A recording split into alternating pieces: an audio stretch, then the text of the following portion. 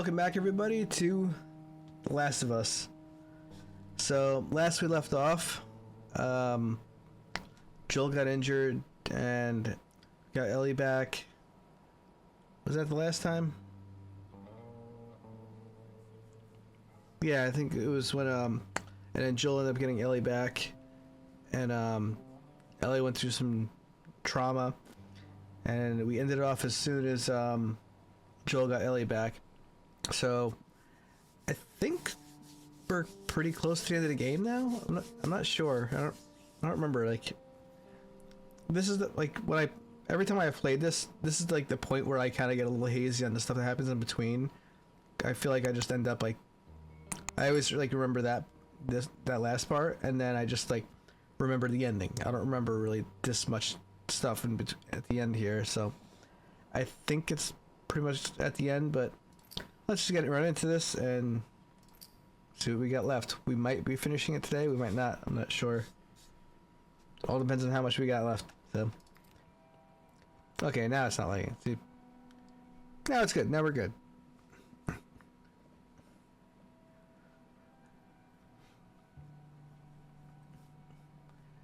That's a great way to start this, right? Just have that like mess up like that.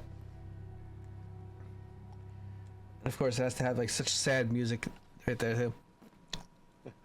Feel that breeze, huh? I tell you, on a day like this, I just sit on my porch, pick away at my six string. Yeah, once we're done with this whole I do thing, the same thing too. I'm gonna teach you how to play guitar. Guitar. I reckon you'd really like that. I would. What do you say, huh? Ellie, I'm talking to you. Huh? Oh, yeah, sure, that sounds great. You definitely tell like they've opened up a lot. Well, Joel was warmed up to her a lot. I think Ellie's a little like traumatized from what they've experienced already now. Well, what she's experienced. Look at all these things I get to collect now.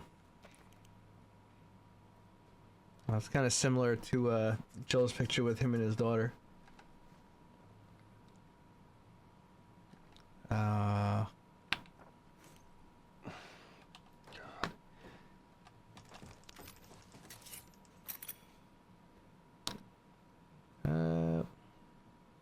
Yeah, let's swap. Alright, let's make some things here. Oh, we definitely gotta make these. Those are important. Do we want more shivs, or I feel like more shivs is gonna be, well, yeah, let's make another shiv. Cause there might be another locked door that I want to get into, so we'll do that. And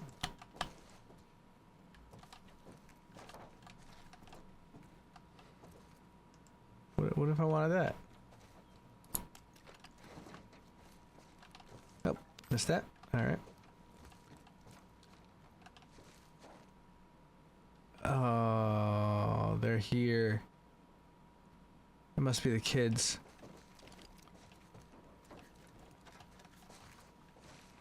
That's sad.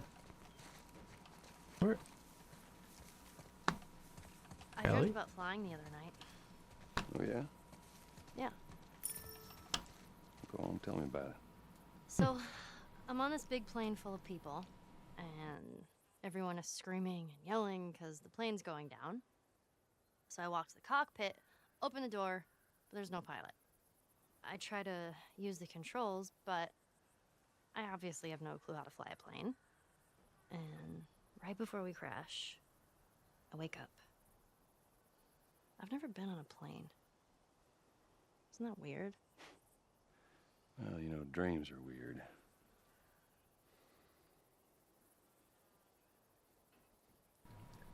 Alright, well. Ellie's never been on a plane before, but she's dreaming about being on a plane. Maybe she wants to be on a plane someday. Maybe she'll be on a plane someday. Last of Us Part 3? Who knows? Anything's possible. Look at that. Another city. Another abandoned quarantine zone. Yep, we're familiar with this all too well.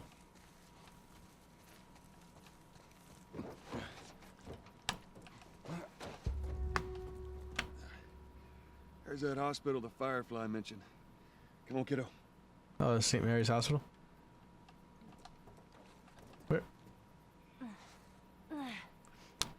Like how he calls her kiddo now. Before he was just calling her kid. Now he's calling her kiddo because he's like warmed up to her a lot.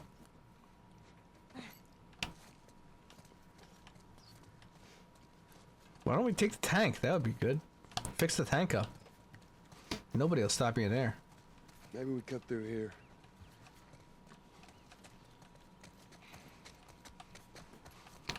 All right. Oop. Stuff to pick up here. What does this say? Lucia, we made it to the quarantine zone. I wanted to call you, but all the phone lines are down in the city. They told us that they can deliver letters between the different zones, although it will probably take a week or two to reach you. We're in good spirits. Hannah talks about you a lot. She really misses you. I'm surprised at the calmness and maturity she's shown throughout this craziness. I feel like I've been the emotional one, and I find that she's comforting me most of the time. We've raised her well. I hope all is well by your side of the country, and I really hope to hear your voice soon. Love, Grant. Alright. So, We didn't have a clue back then. yeah. Jill kind of makes a point. Is there anything over here? Trash? Okay. Oh, okay. Well, where's my ticket? I want to get my ticket. Ellie?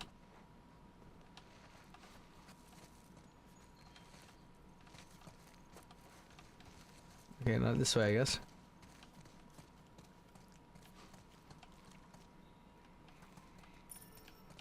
Everything all right? Yeah, I'm fine. You just kind of seem extra quiet today. Oh, sorry. No, it's not. It's fine. Oh.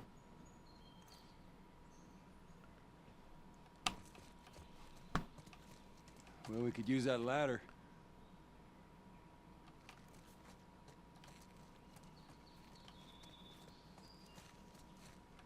Nothing?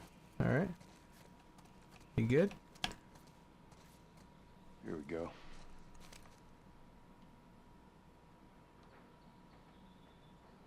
Ellie? Ellie? What? The ladder. Right. She's definitely distracted about something.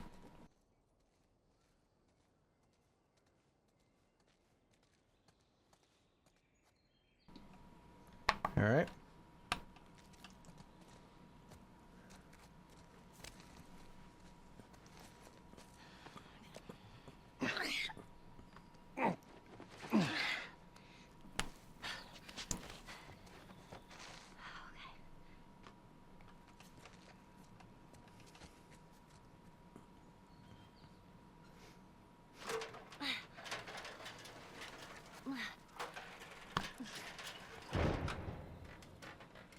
Oh my god. Whoa! What is it? Ellie! Ellie! She just leaves Joel. Had all this dangerous stuff going on, and she's all... You gotta see this. What is it? What the hell is... This.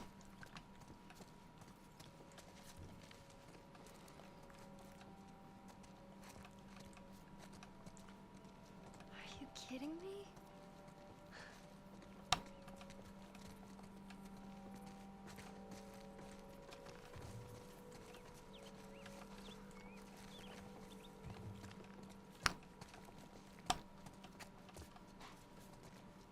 Come on, hurry up. Sam Hill?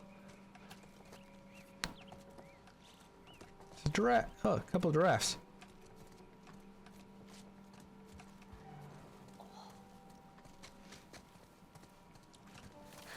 You see this? Shh, don't scare it. I won't. I won't. What are you doing? It's all right. Come here. Reminds me of like Jurassic Park with the Brontosaurus. Come on. Hey there. So fucking cool. Oh, where's it off to? Here, come on, let's go. Slow down, kiddo. Come on. She's excited. Hurry up, come on, come on, come on.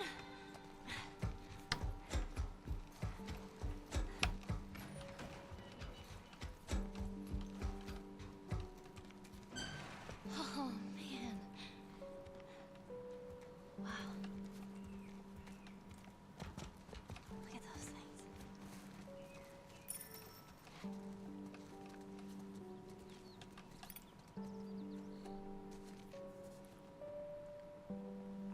So, is everything you were hoping for?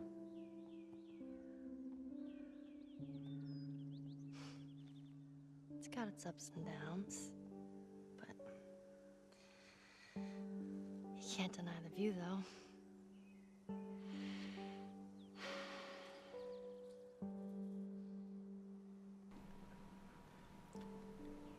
Yep. Got a whole bunch of giraffes out there.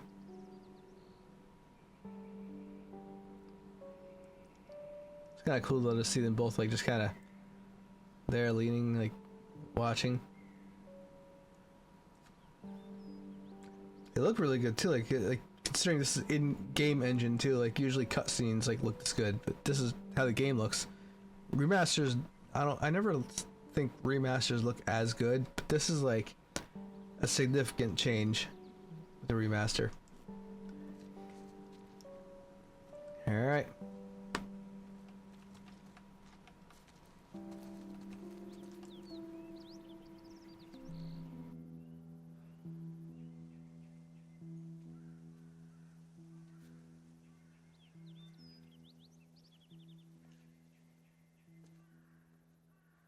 We don't have to do this.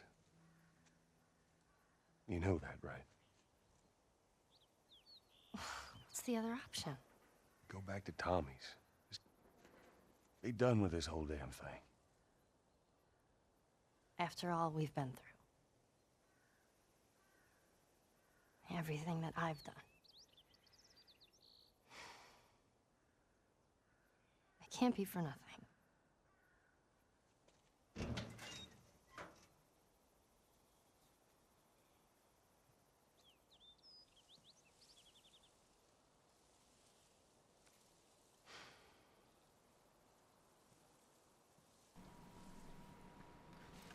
It seems like he doesn't want her to go. I know you mean well, but there's no halfway with this. Once we're done, we'll go wherever you want. Okay? Well, I ain't leaving without you. So let's go wrap this up. Aww.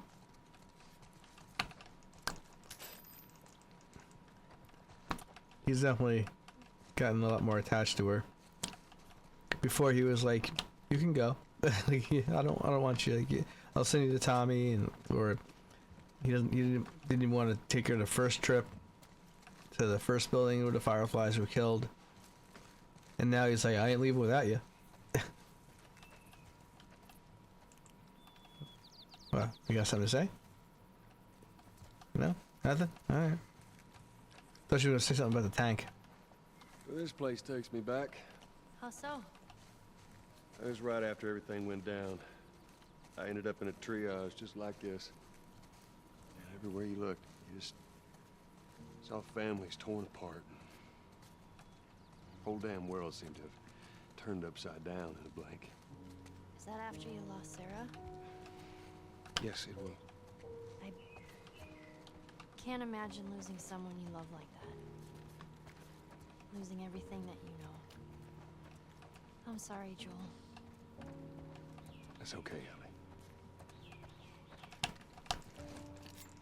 It's kind of nice too, though. Like you hear, like it's almost like he's kind of coming to terms with what has happened, even though it's still upsetting to him. It's like he's learning to get through it, kind of thing, you know. Always good to have more heals. Always gonna have more heals.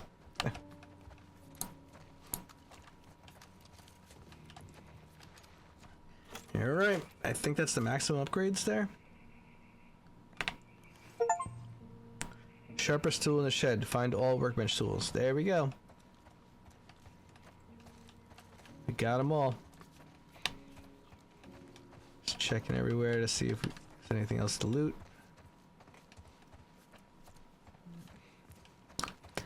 Funny, I found so many workbench tools, but I never got to upgrade it at everything.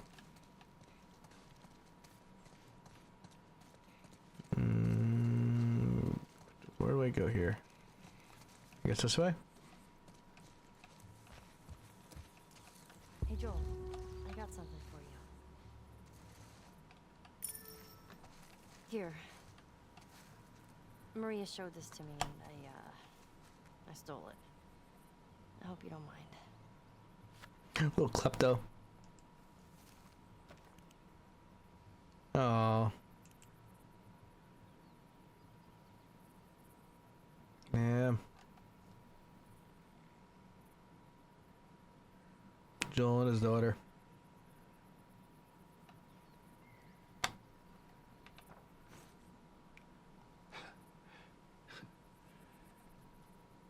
Well, no matter how hard you try, I guess you can't escape your past. Thank you. At least he was appreciative of it.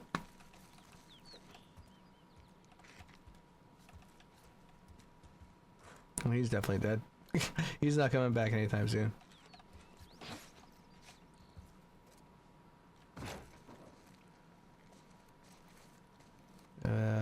Ellie? Okay, there you go. Salt Lake City military zone ahead. Alright. So, oh, we're going this way? Alright. I'm guessing we're gonna have some, infected down This here. time it's gonna be different. I just know it. What do you mean? They're gonna be there. The Fireflies. I'm sure of it.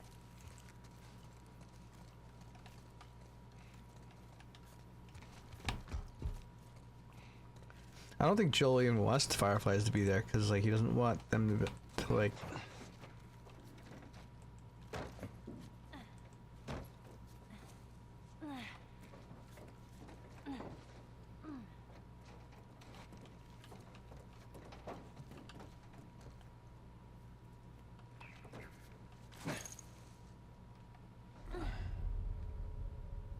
It's getting dark and eerie over here, so...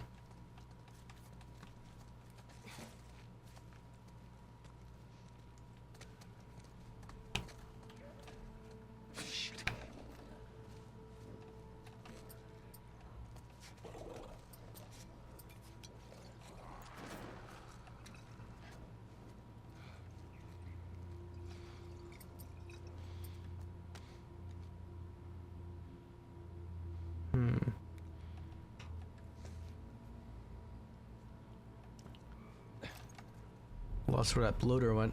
I just saw it walking there.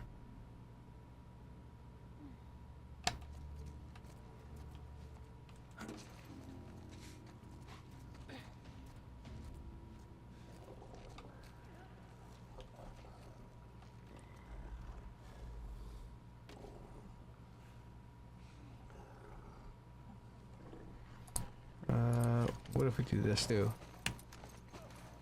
'Cause I know the bloaters are weak to fire.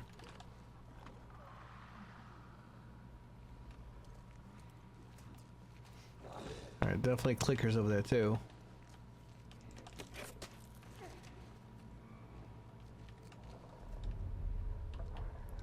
There's a runners over there too?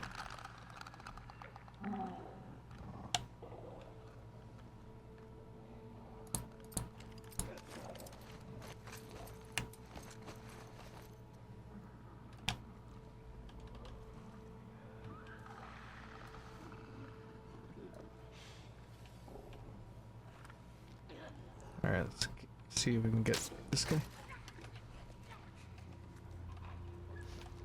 Alright. And I know it's not too often I use the bow and arrow, but trying to make the best of it right now. I have plenty of arrows, so I should be okay doing this.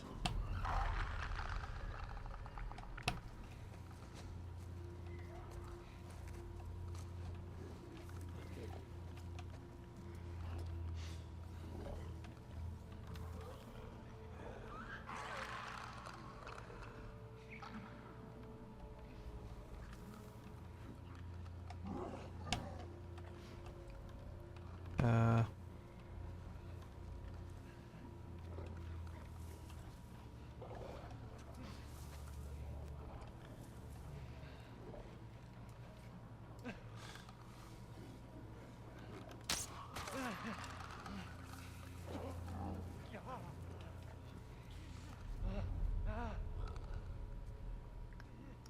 he didn't die from one shot like I was hoping he would.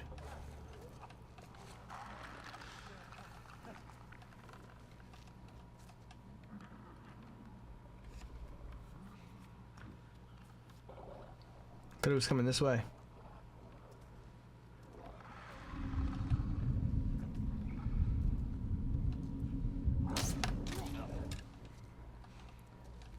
That was pretty close, actually. Oh, so he went that way, walked down and around. That was pretty close, though.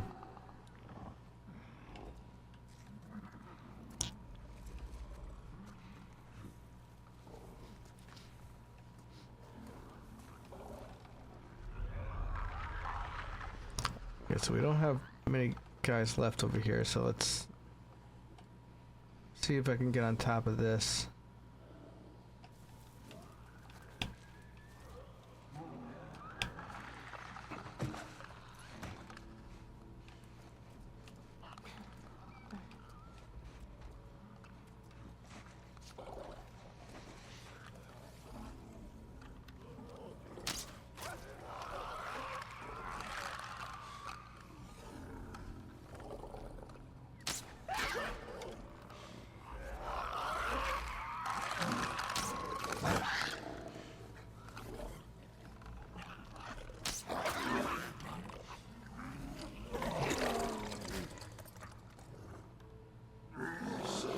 Stay quiet.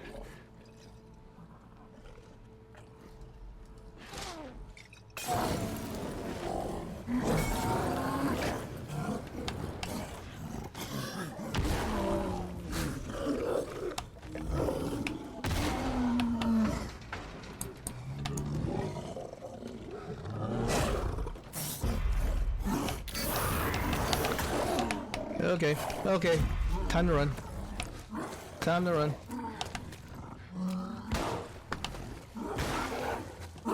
Very good. Good job, Ellie.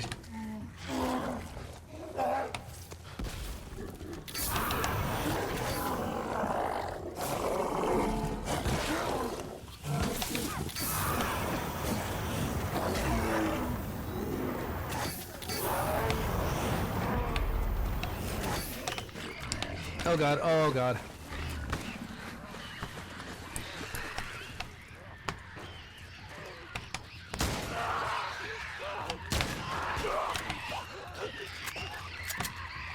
Oh, come on.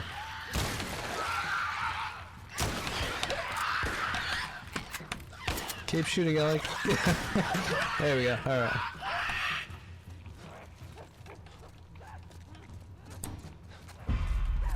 Ellie, cover me! Come on, put the bullets in.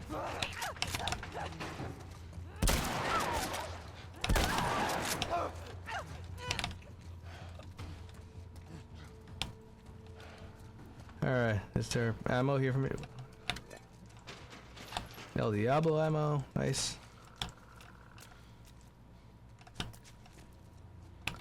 Okay. Let's change to this one. And let's change this one. Alright. Think should be pretty good right now. What is that noise I'm hearing too? Let's make another one of these. The bloater was way easier though, having Ellie with me too, and all these skier with me too, so. I wanted to climb this.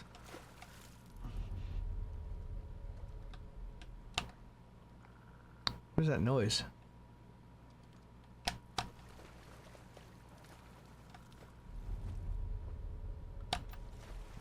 I should check this doorway here, but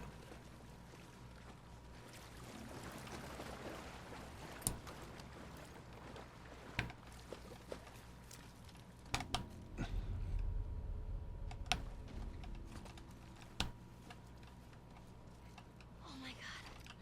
There's so many of them. I know, let's just keep at it. what are you talking about? There's so many of them. Okay.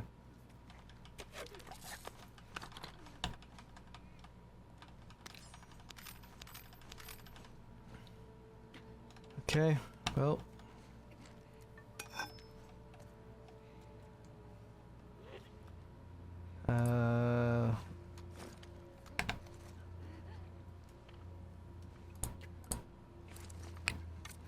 Let's do this actually.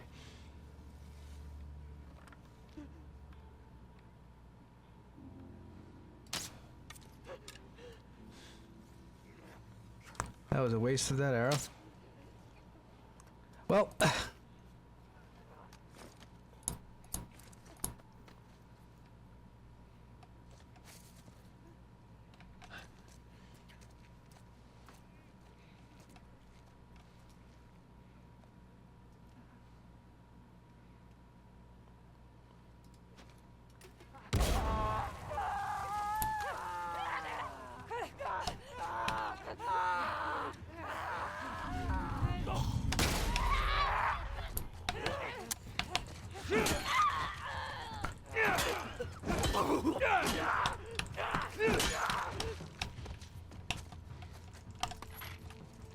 okay. We're good now?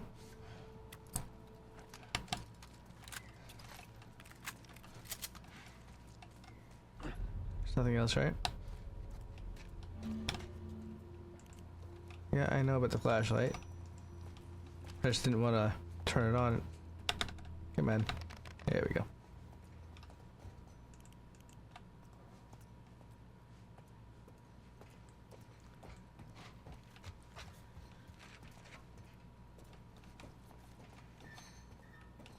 Okay.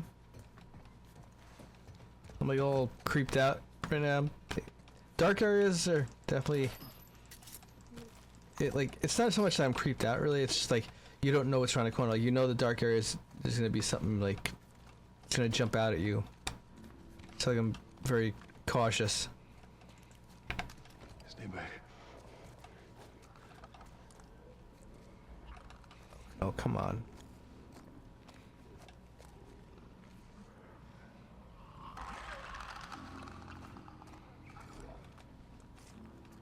Why would you tell her to stay back?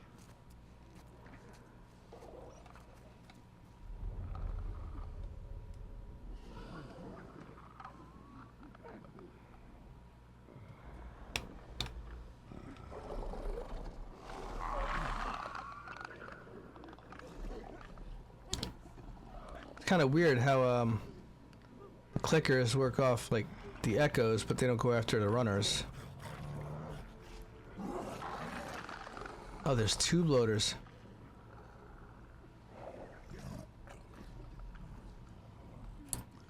I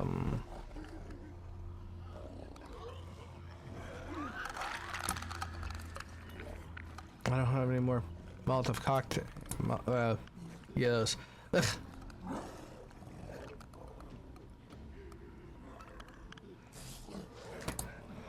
I used everything before. Jeez. I forgot that there was more of this area.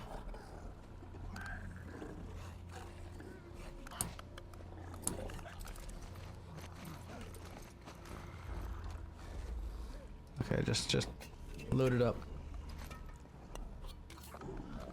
There you go. Alright, I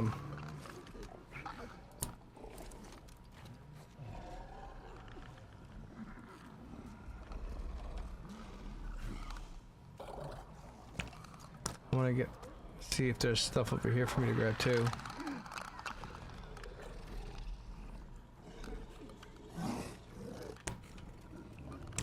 Well, I want the clicker and the loader to turn around. At least if the runner gets me, it'll take them a minute to turn around.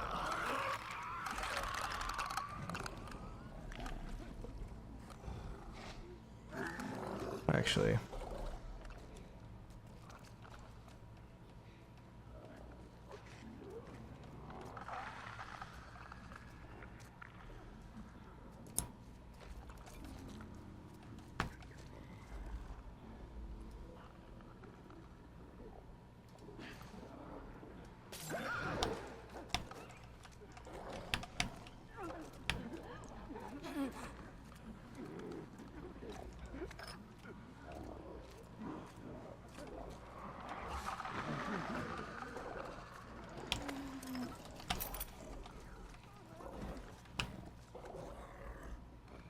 Well, they climbed up there.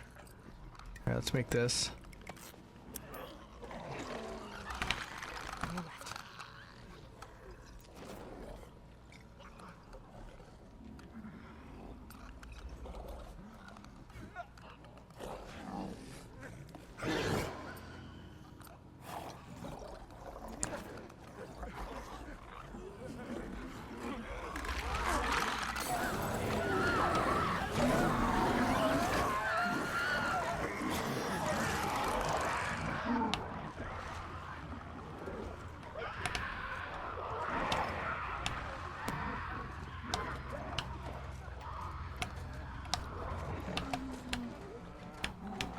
Trying to go quietly. They didn't see me, right? Trying to be sneaky about it, but also... Didn't kill anything with that?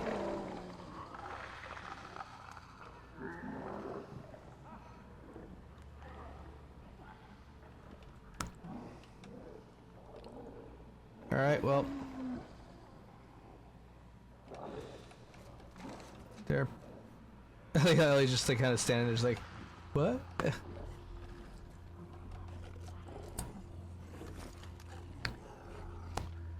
All right, well.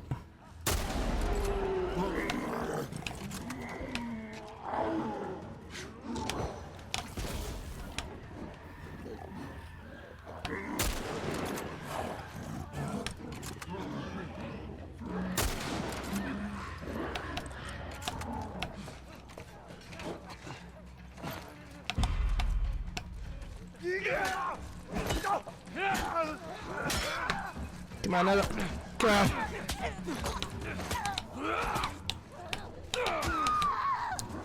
No, come on. Gonna have to go now.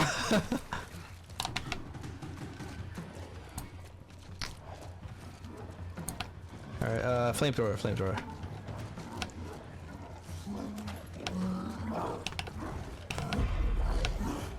Come on. A little closer, and...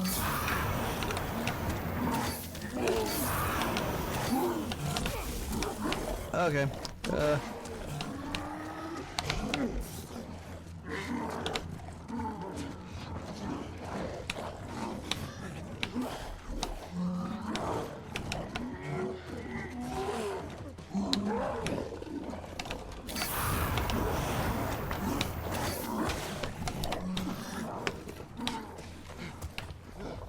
Gotta run.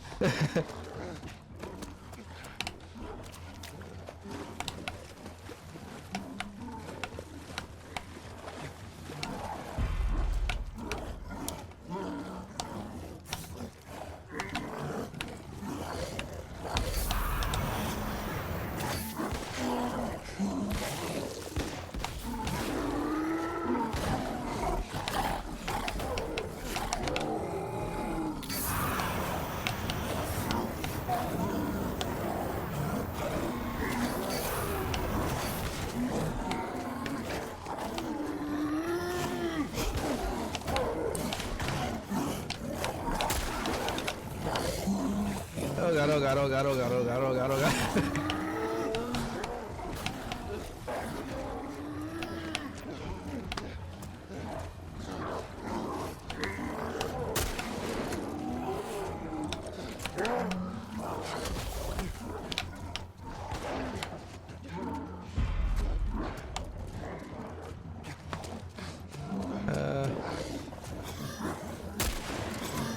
Yeah, I missed.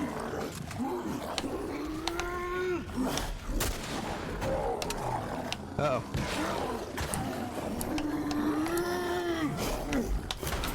Oh God, oh God!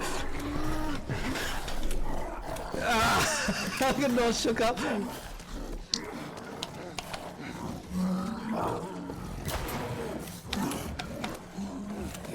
on, run.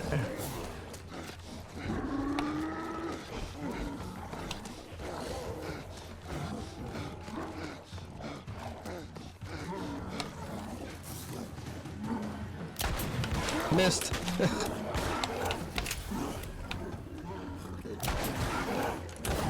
Oh, come on, how is he not dead yet? Oh wait, one down. It should be a lot easier now.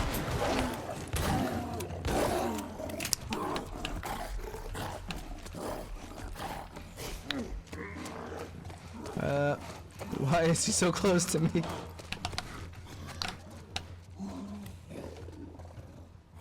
Come on.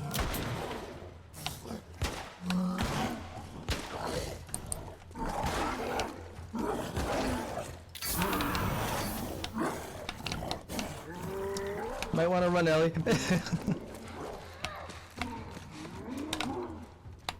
What?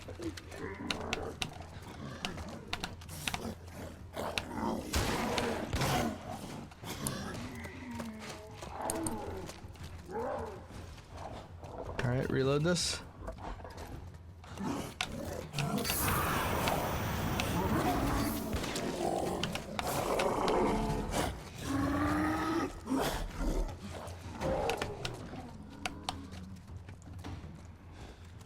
Is it dead? Nope, definitely not dead. Definitely not dead.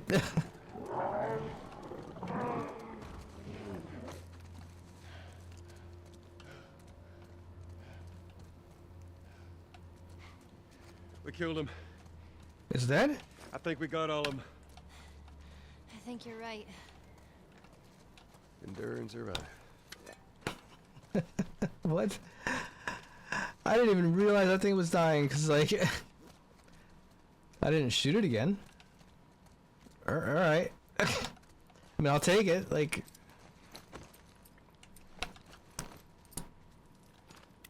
jeez. Alright, let's load these guns up. Let's just grab this board of wood now. Trying to avoid using the wood because it really wasn't useful for a while there, but at least fully loaded, well, with what I have at least.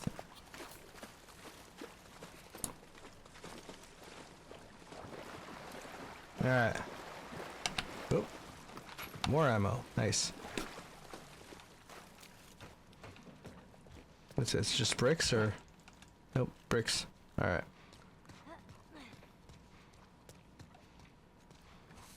All right. You think you can shove that crate down? No sweat. Usually no sweat.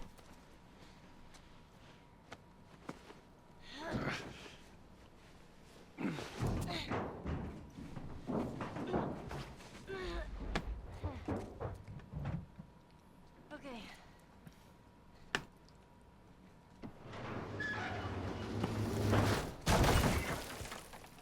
Alright. I thought I was gonna probably die at least once in that area, but... Well, I thought I'd be okay, but then I forgot that more bloaters showed up later.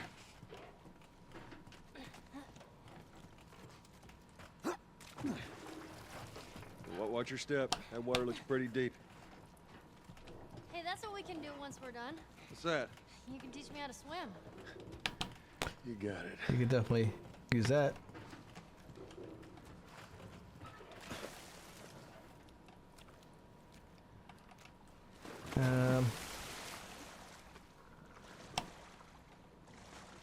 I guess she has to. I guess she's gonna have to find a way around. I'm on the other side. Cool. Drop that ladder down for me. All right, hold on. Oh, here we go. That's how she gets over here. I have to drop the ladder down for her.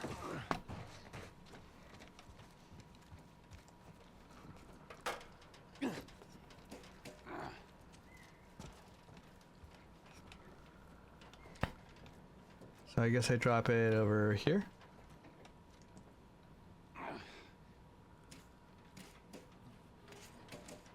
All right, just stick to the edge. It's shallow over there.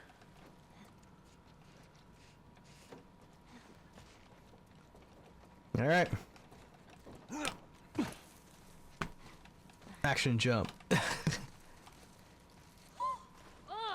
freezing.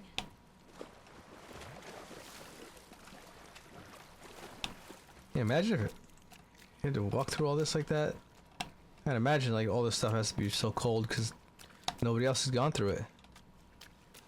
Wait, why do I have to go that way? Just oh. I'm like, why would I have to go that way if I no? It's locked. And another jam door. All right. Give me a foot. Give me your foot. Always lifting her up, launching her over. Door open.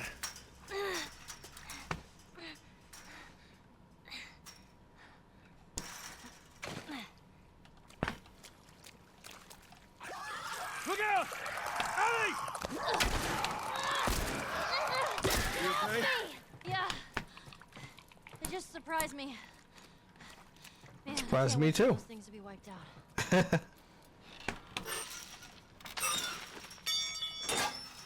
Ta-da!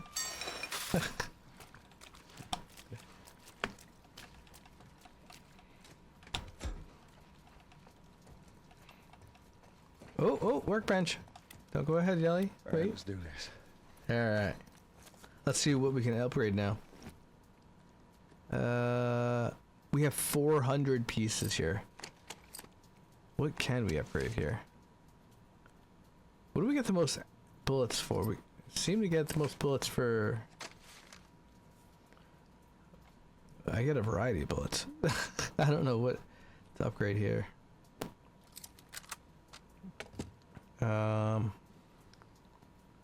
Reload speed. I could do another bullet in here, so this way I don't have to worry about reloading as much.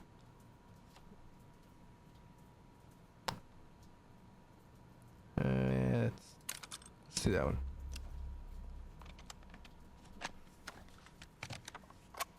Yeah. It's cool. It's so cool seeing him do the upgrades like that too. Alright, so I think that's good with that one right now. Let's go back over here for a second. We've been using this a bit too, so let's upgrade this actually a bit more. Let's do this one.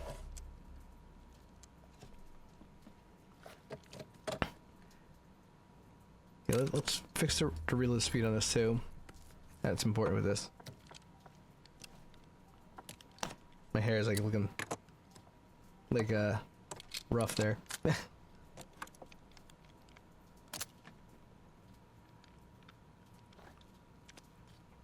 Alright. Did a lot of work on it just for that. Alright, so let's do this too so it holds more ammo. Let's do that again. We have so many upgrade materials here, so we might as well just like level this up to like the maximum. Fires faster too.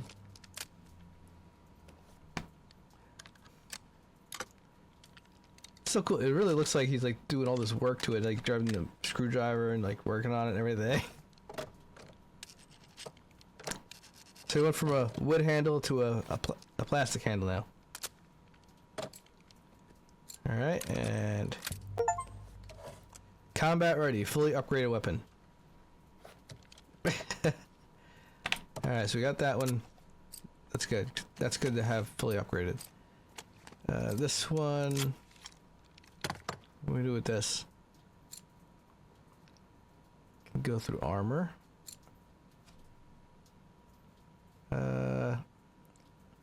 That would be good. Especially since this weapon does, like, it does, like, single shot, like, kill damage. So it's really good that way.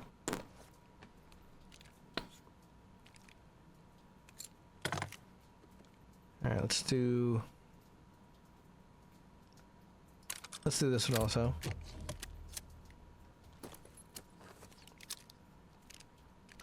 Wait, we're going to town with the upgrades here.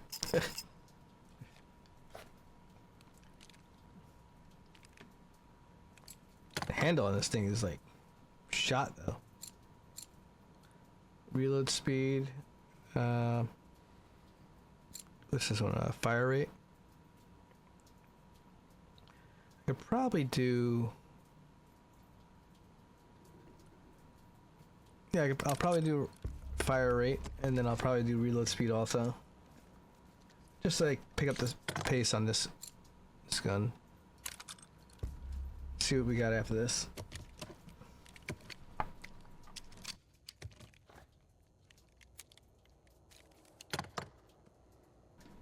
Alright, still got so many upgrades we could do though. Let's do reload speed again. This is a good weapon. I won't fully max this one out just yet though. Still have some pieces here too, so let's go back and we'll go this one. And we'll, what is this? Spread increases the spread of the weapon when fired. Seems pretty good. Or I could do, let's hold more rounds before having to reload. See, that's a really good feature to have always. Like, it saves you time in reloading a lot. You just have more in your ammo.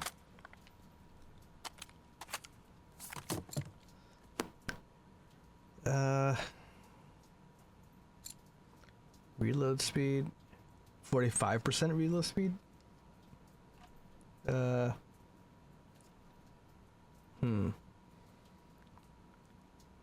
That's 15. Let's do that one. We're doing what we can here. Since we haven't really upgraded through the entire game. Alright, and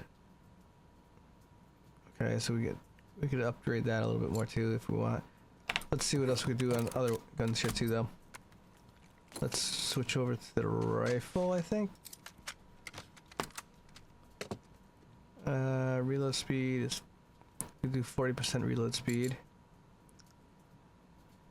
I could do one or the other. I'm not gonna be able to do both. I think this will be probably better because I could save on reload speed and just have another bullet. So that'll be good. And I think that's all I can do now. Alright. Looking good. We're looking good. Like, this'll hold. Alright.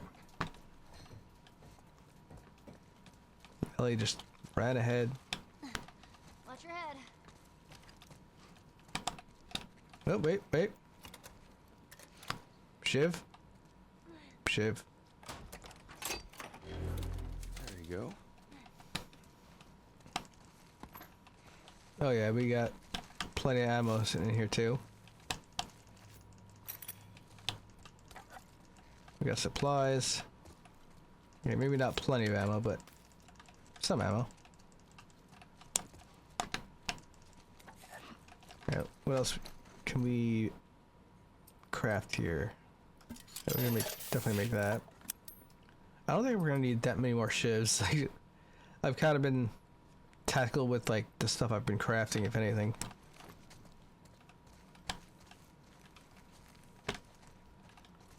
Alright, so that's full. There's no... Okay, there we go. See that? Got rifle ammo.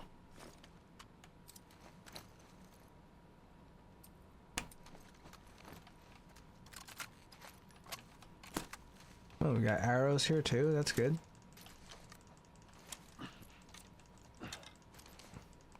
Really takes his time picking up those arrows though.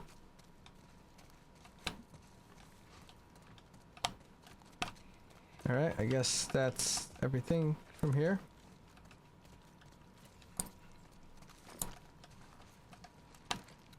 I fully upgraded my revolver, and yet out of all the guns, this one, the one that I didn't upgrade at all, I got 2 bullets for it though. There it is. Yep. Alright. Just stay put. I'm not going anywhere.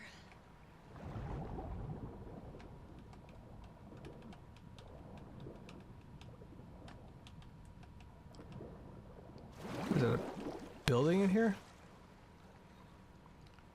Okay, let's gotta catch the breath first before I venture off into the unknown.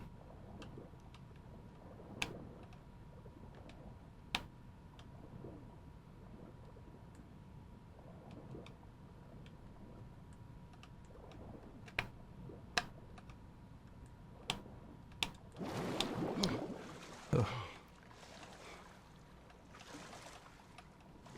Okay. Did that take me somewhere different at all, or?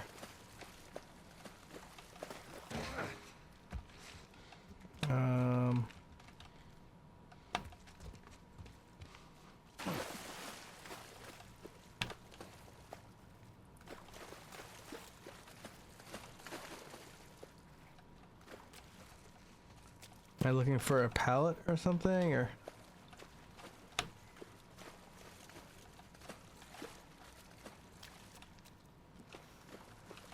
Well, I guess I'm not finding anything in here, so.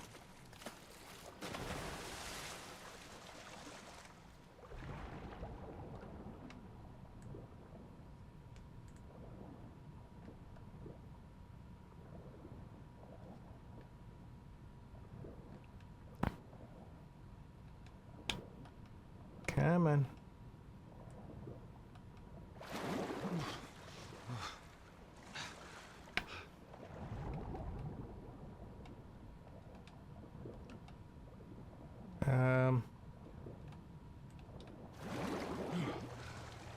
Where? Maybe I just gotta go here?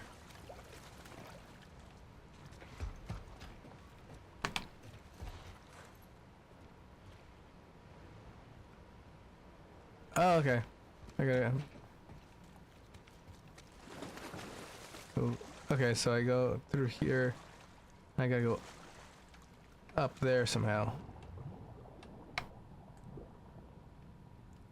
I got it now. Took me a minute. I found the pallet like up top. Just in case anybody didn't see it. Alright, so we go here. Now we go through here. I need to get up there. Yeah, how do you get up there though?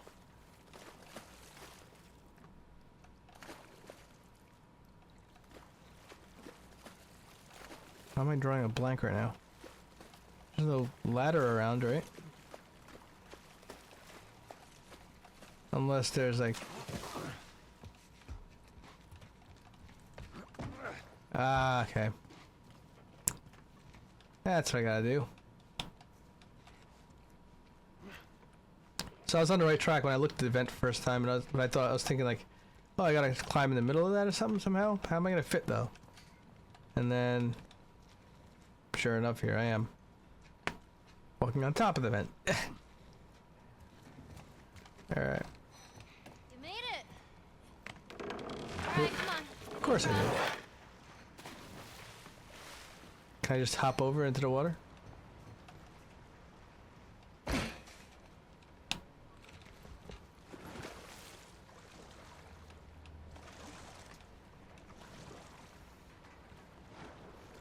All right, so where am I bringing you to anyway? Then All right. Get on. I guess I'm bringing you over there. Okay, there. I'm on it. Be careful. I got you.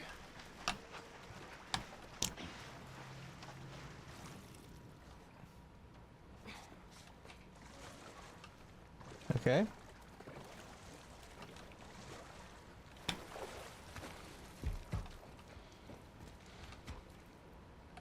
Okay, so you're going to that, and you're gonna drop the ladder down for me.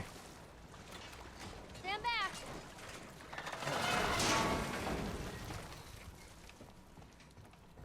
All right. What happened? Damn ladder broke off the wall. Now what? I'll figure something out. Okay, I think I know what to do then.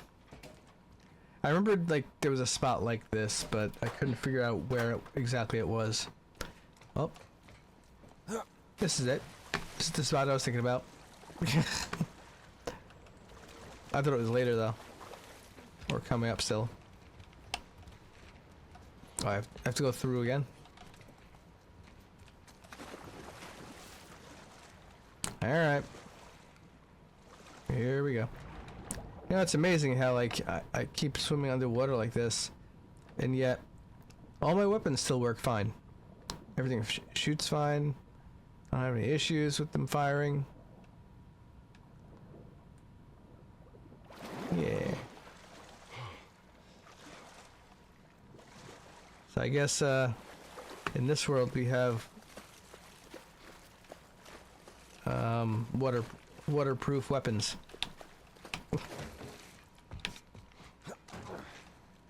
There we go.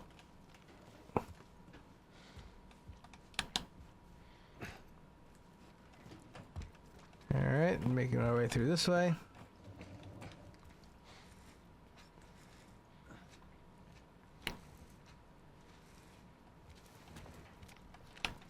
Alright, now we take this.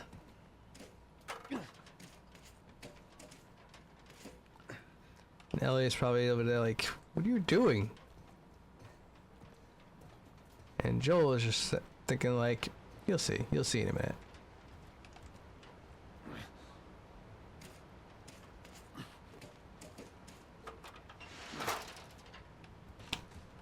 She sits down over there like that.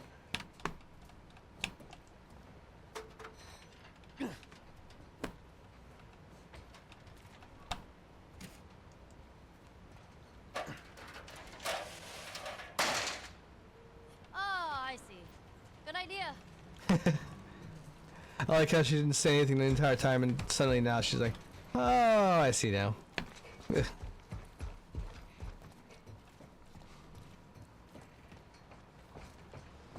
She's like so casual about it. Oh boy. Let me go ahead, and you follow my lead. Okay, right behind you.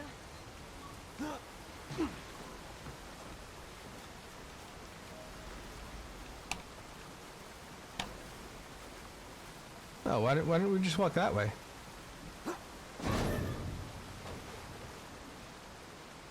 Yeah, she does the smart thing. She just watched me struggle.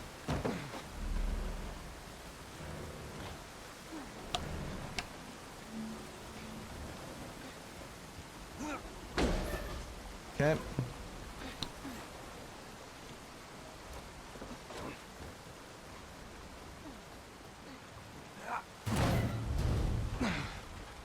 Okay, come on, jump. You're gonna catch me? I got you. See? You didn't even need me. Let's get the hell off this thing. Yes, you don't even need me.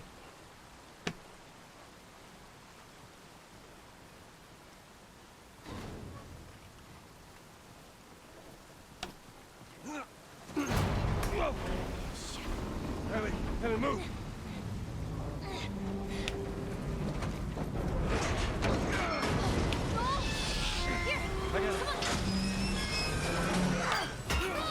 Uh-oh. Not good. Not good.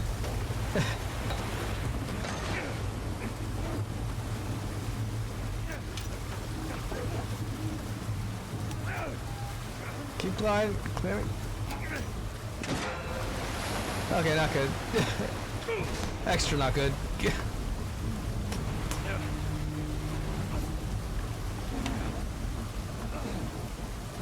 What?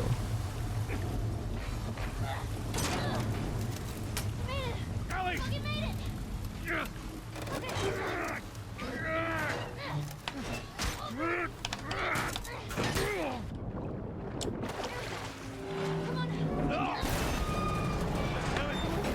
Ellie, give me your hand!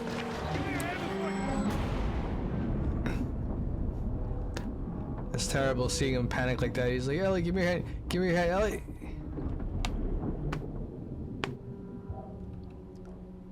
That's not good. Ellie's just kind of floating there.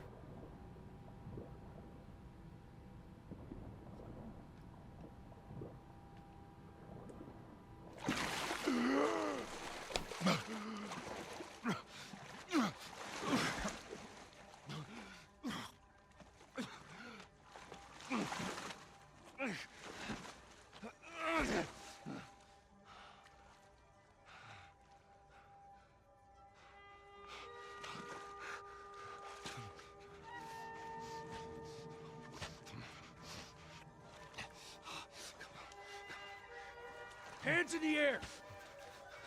She's not breathing. Hands in the fucking air! Come on.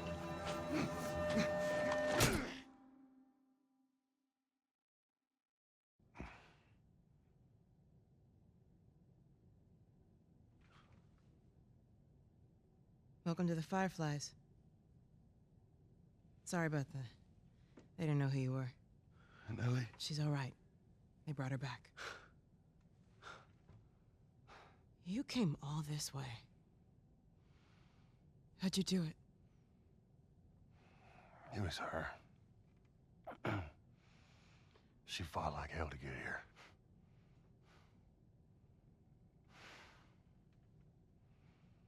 Maybe it was meant to be.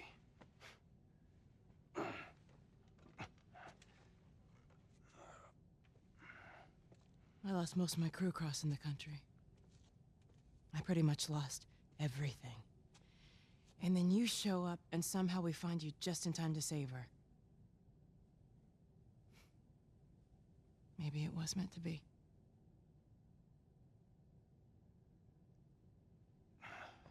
Take me to her. You don't have to worry about her anymore. We'll take care I of her. worry. Just let me see her, please. You can't. She's being prepped for surgery. The hell you mean surgery? The doctors tell me the cordyceps, the growth inside her, has somehow mutated. It's why she's immune. Once they remove it, they'll be able to reverse engineer a vaccine. A vaccine. But it grows all over the brain. It does.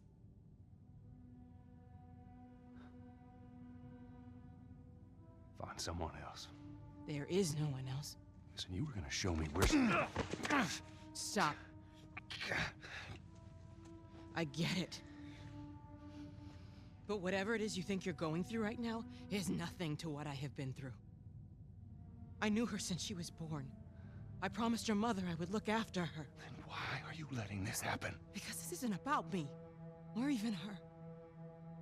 There is no other choice here.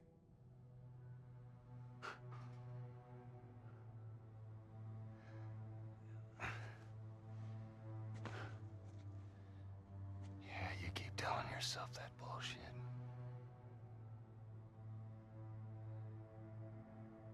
March him out of here.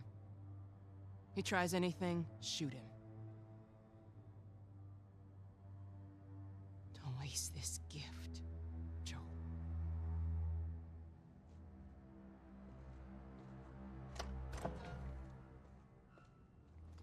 Get up.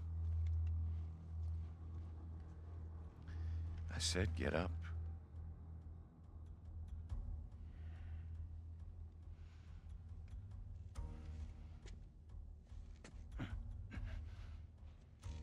Go on. Move.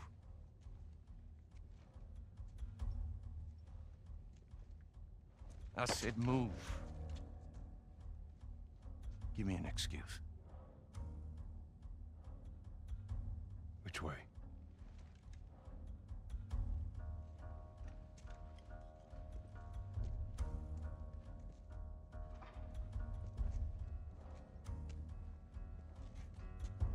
What the fuck are you doing? Keep walking. I said keep walking. Where was the operating room? I ain't got time for this. Where? Top floor, the far end.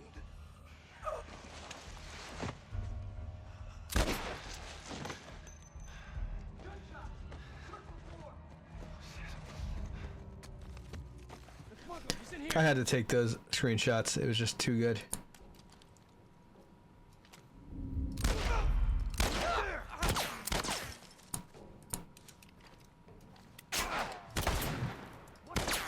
I got him.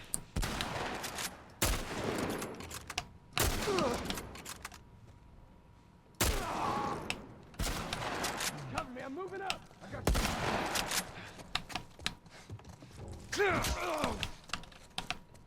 Alright, good stuff. Get this out. Let's change weapons here like crazy.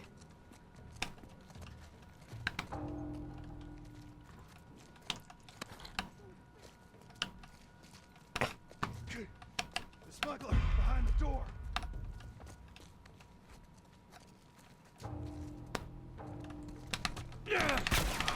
What? I didn't realize my health was that low. I didn't check it. I was looking at everybody, all the other guys coming. Alright, I was off to a rough start there.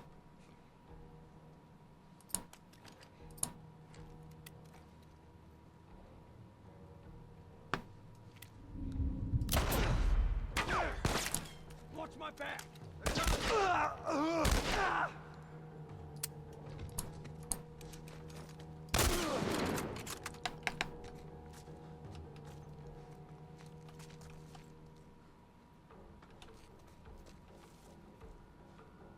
Don't lose him. It's over here.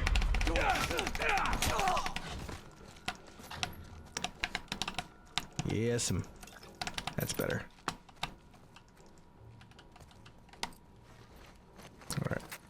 Alright. Yeah. Health.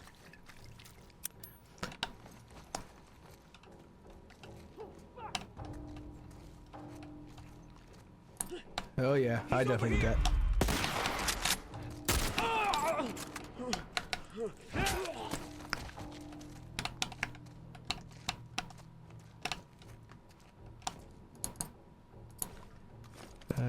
Let's switch to shotgun.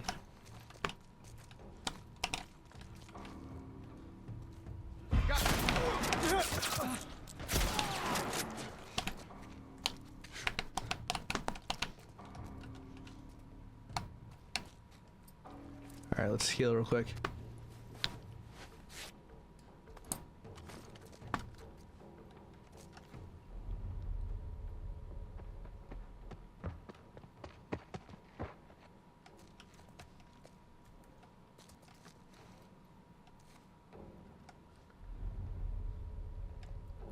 I see you there, buddy. Alright, so let's... Okay, go. Got it.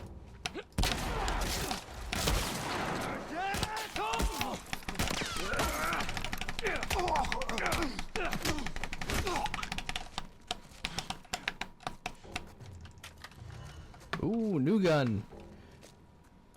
Alright, let's go back to the shotgun here though for a minute.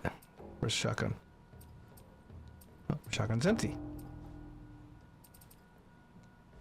Alright.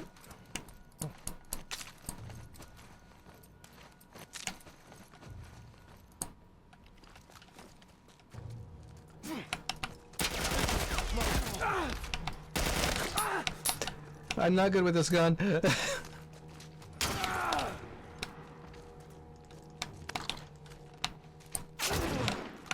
Okay, well.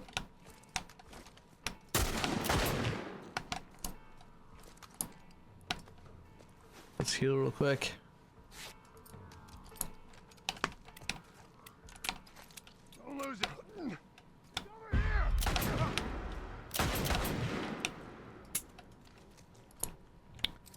God.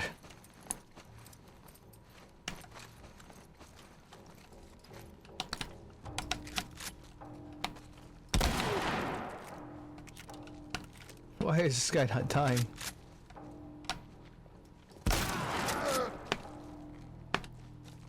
Jeez. Come on, give me all this ammo here. All right, I need this gun out.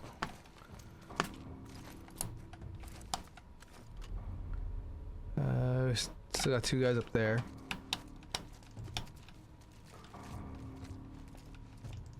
Alright, we got a revolver ammo too. That's good. Only 1 bullet each time. Alright. Let's see.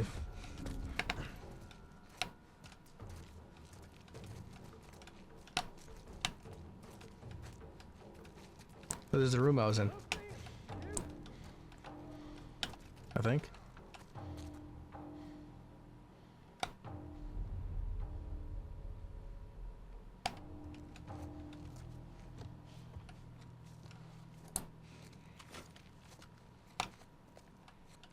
You see him?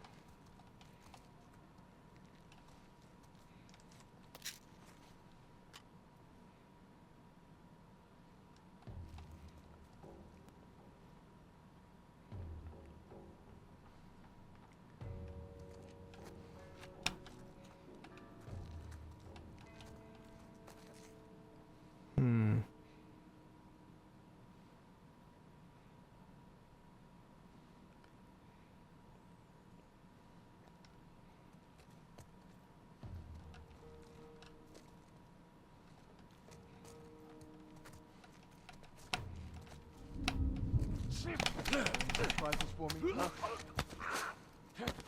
Yes, here's a body for you. Let's fucking find this guy already. Ooh, I thought they was gonna see me there. Got you. Do you? Are you sure you got me?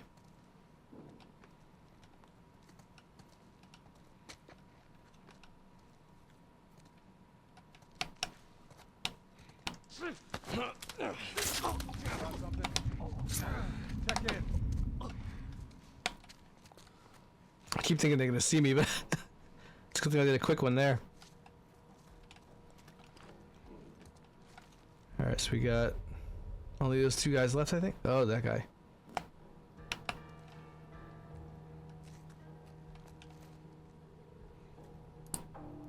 Now, why does it keep switching to that?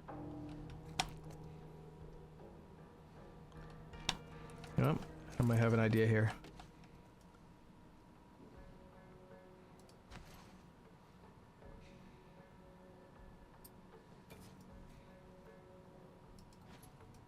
Did you hear something? I don't know, man. Send both those guys over there.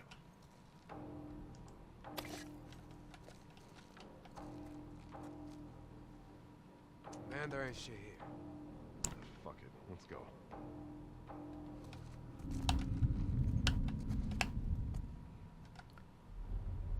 Okay, so there's that guy just walking around out there, but Hey, he's over here, behind the counter. Watch my back. I got him.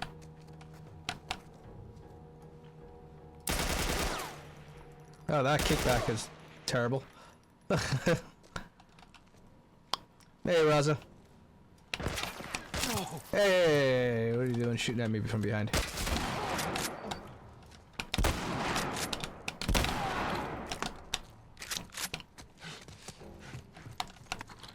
Alright. Do we have like 2 guys here left still, or? Oh no, I killed one, so. This guy's alone out here now. What?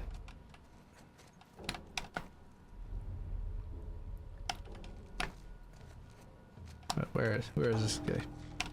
Oh, there's 2 guys over here.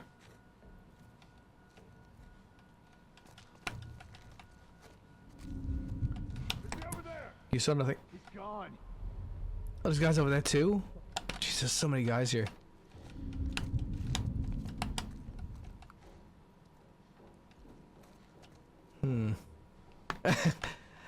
Well, there's guys on the side here that's gonna jump me. So there's 2 guys there in front of me. Another guy on the side. And I'm also getting low on ammo too, so I'm trying to think of what would work best.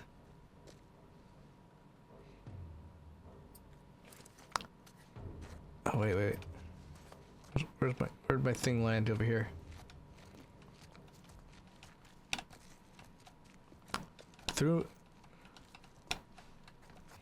I threw it in here before, but then it never exploded.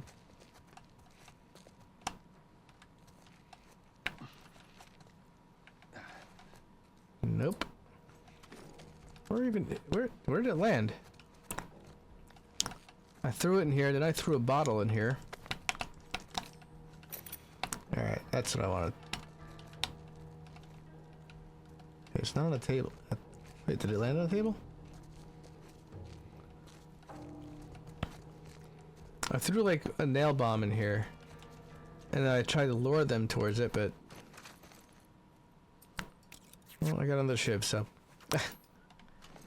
I guess.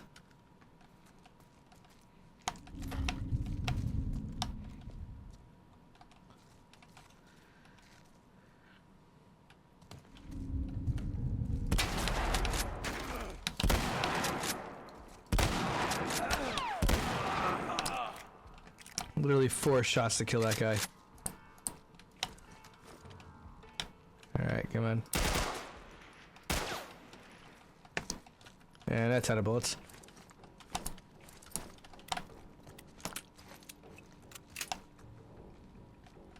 Alright.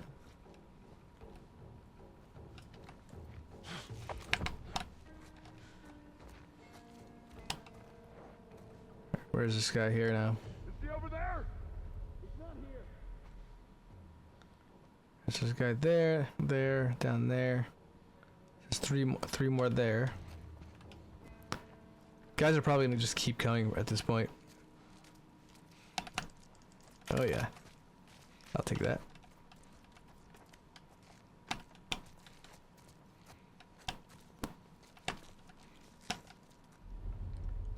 Alright, there he is.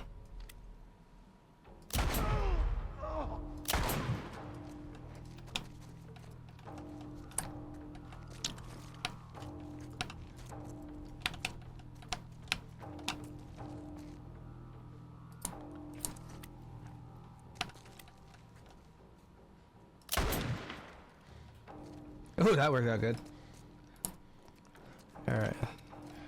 Can't believe I only have 1 bullet in that gun.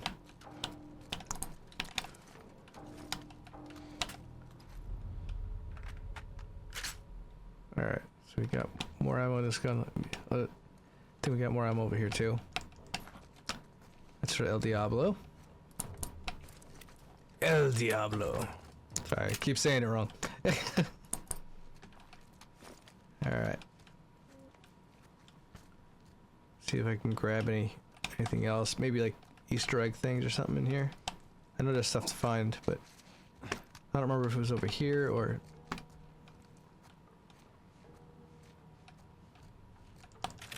Oh, there's some more ammo. That's what I'm talking about.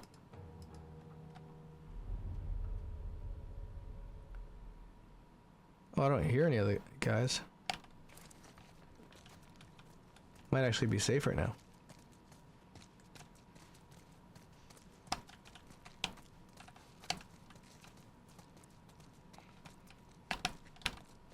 I thought there was like tape recorders or something to listen to. Maybe it's a different floor.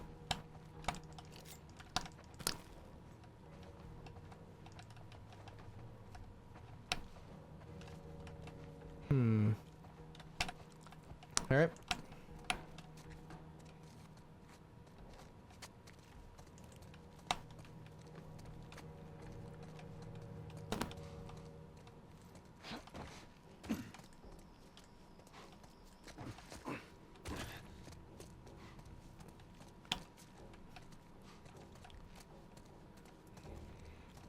I'm just killing everybody.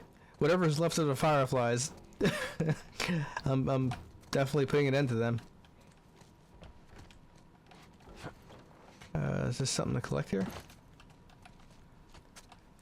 Like, seeing as that we're in the hospital, how does the hospital not have, like, a lot of supplies for me to pick up, too? I'm finding a couple things, but... Flipping tables. Flipping plates, I mean. Yeah, I like the bottle instead of the, I like looking like Joel has a beer with him at all times.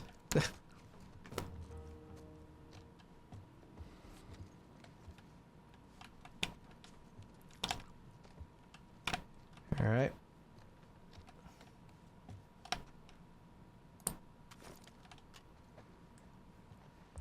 I'm not really sure. Is this the direction I have to go, or?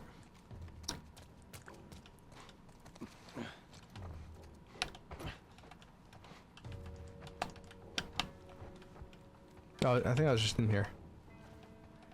I'm just hopping through windows like crazy now because everything's broken.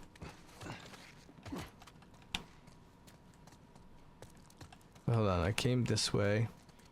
Oh, West Wing, right? I think I have to go this way.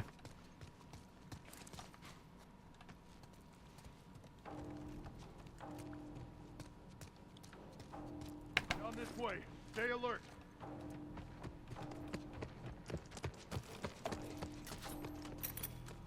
Hey, you guys, Dear God. The fucking massacre over here. Never into this war. Find this guy now. hey, you guys have fun over there.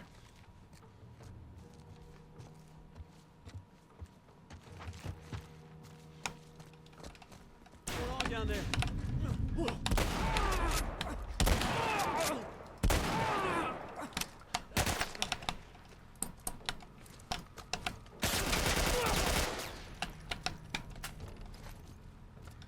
Can I close those doors? Like, what if those guys come back from the other direction?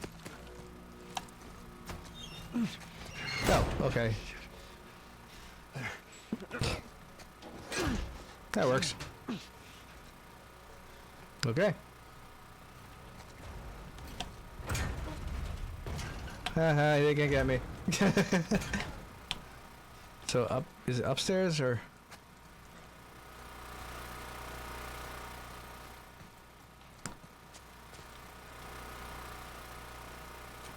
I guess upstairs. Oh, nail bomb. Oh, so good.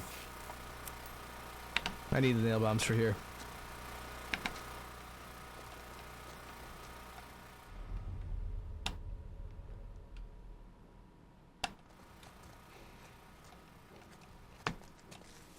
Tape recorder?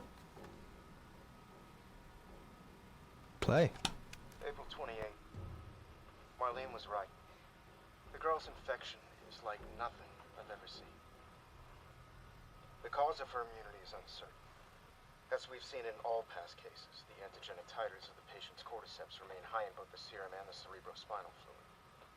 Blood cultures taken from the patient rapidly grow cordyceps and fungal media in the lab. However, white blood cell lines, including percentages and absolute counts, are completely normal. There is no elevation of pro-inflammatory cytokines, and an MRI of the brain shows no evidence of fungal growth in the limbic regions, which would normally accompany the prodrome of aggression in infected patients. We must find a way to replicate this state under laboratory conditions. We're about to hit a milestone in human history equal to the discovery of penicillin. After years of wandering in circles, we're about to come home, make a difference, and bring the human race back into control of its own destiny. All of our sacrifices and the hundreds of men and women who've bled for this cause, or worse, will not be in vain.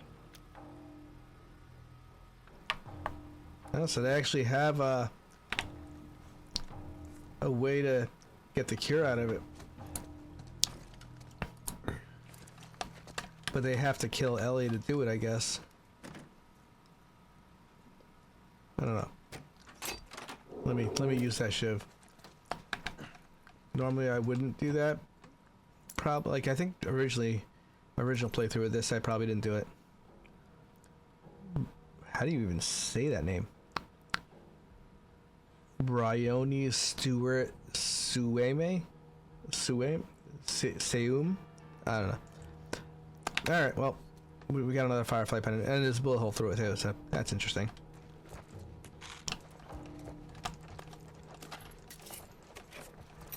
Oh, yes. So much ammo and everything. We need health packs, definitely. Can we upgrade too? Change crafting speed, but I don't. It's really not important. Crafting speed is like the dumbest upgrade you could do. Like I would just do that if everything else was upgraded to maximum. Probably could have did maximum health at some point, but too late now. Oh, nice. All right. Is there anything else in here? All right.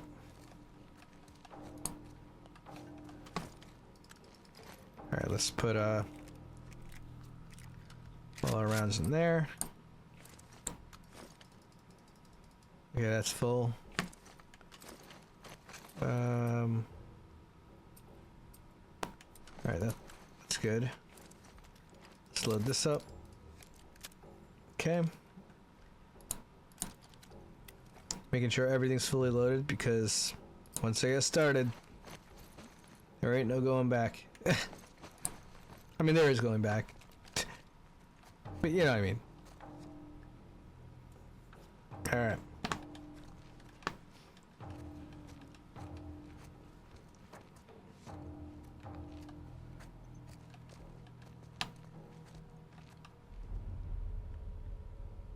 I don't hear any guys over here.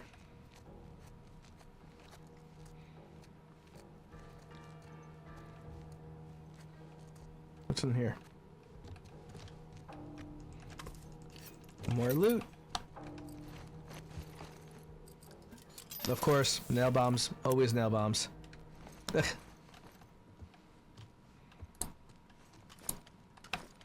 Alright, we got our revolver out.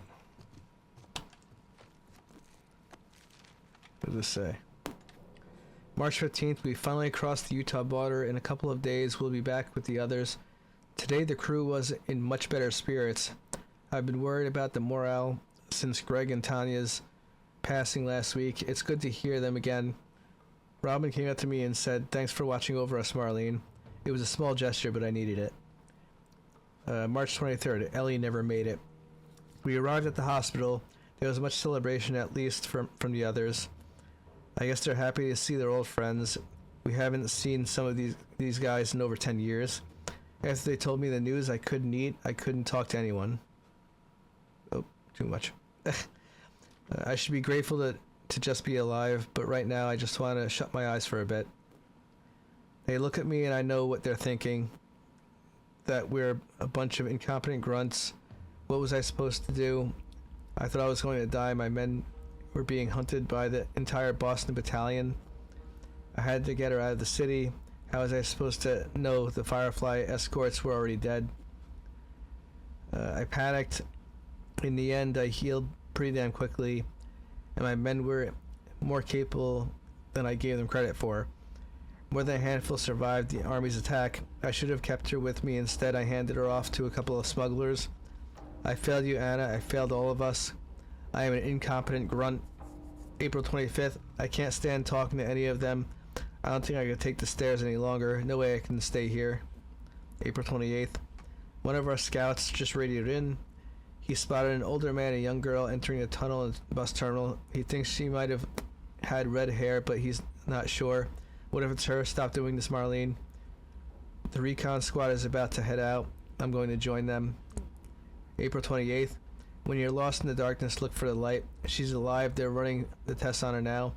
I can't tell if I'm excited, scared, or just nervous. All I know is my hands won't stop shaking. So that's all Marlene, actually. Oh, okay. I didn't mean to open this out, but since I had it open. Oh, great. There's more guys over there.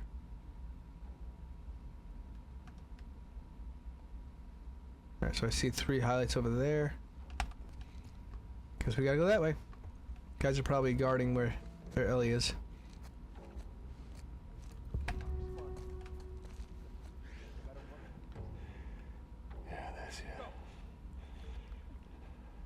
Stop looking.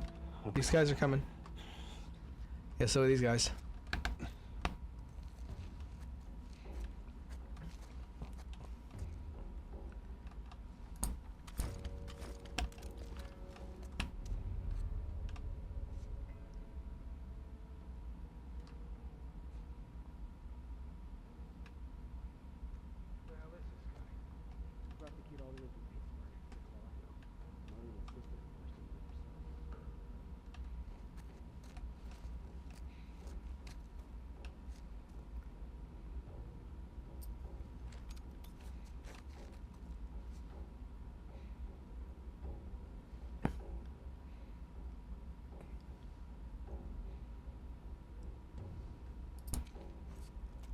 All right, let's do maybe El Diablo.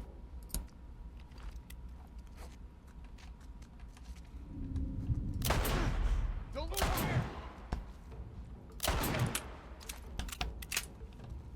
Luckily, we got 3 shots with the El Diablo.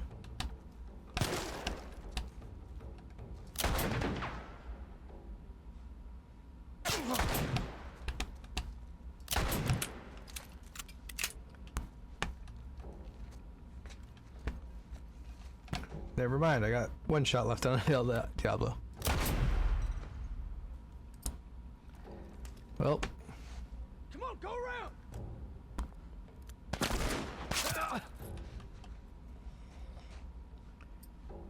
all right. You guys want to play like that?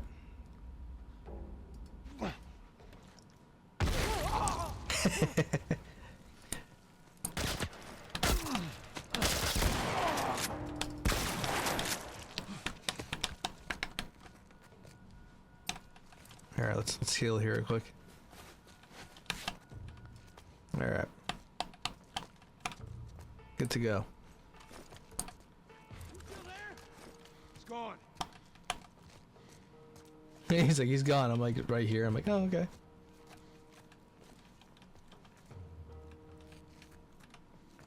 This other guy came from around here.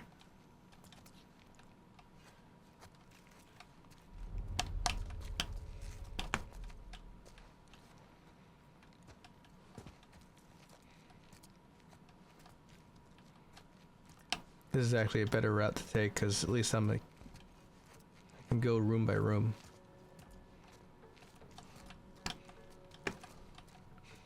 Alright, no more loot over here.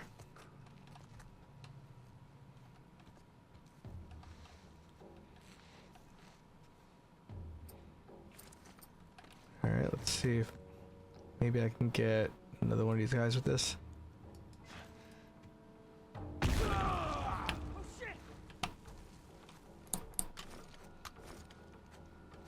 I wonder if that's the X-rays of Ellie.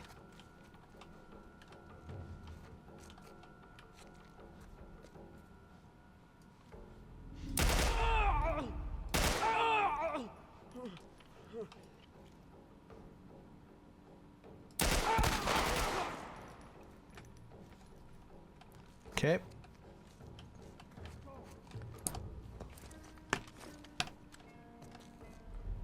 Where are these guys?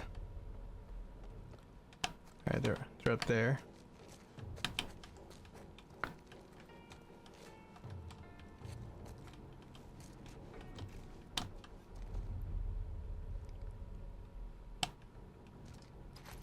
Alright, let's reload this. I'm sure these bodies have like plenty of ammo in them too. Not here! Spread out!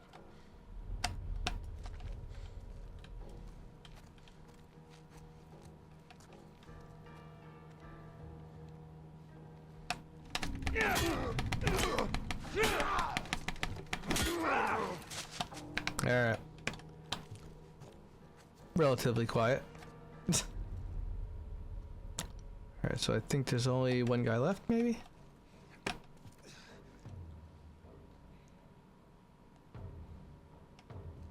don't like this. You shouldn't, because you're alone.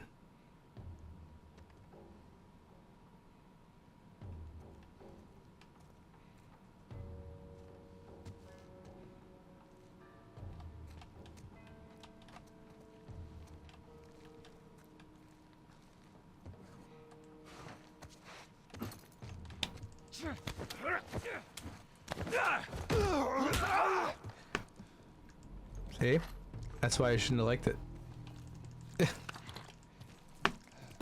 I mean, not that he was liking it, but you know, he didn't have a reason to like it, because, yeah, I made a decent mess of them. Is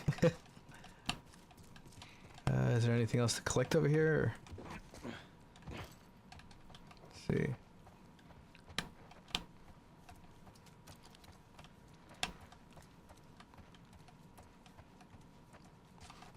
Nothing? No tape recorder or papers? Oh, maybe at this counter? Something? No loot? Alright. Let's check over here. Alright. I don't think you need to block the door anymore. You literally killed everybody. That should buy me some time.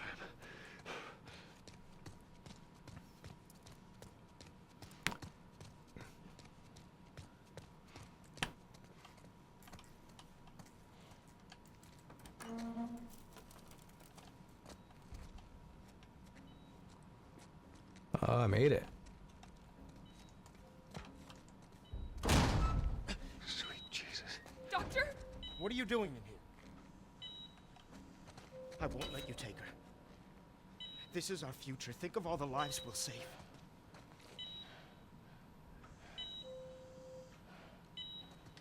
He can't let anybody survive here. I mean it. He means it. So do I.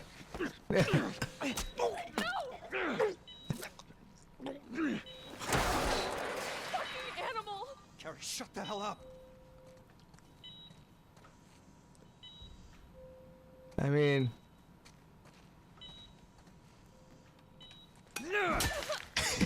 God, just take the girl and leave.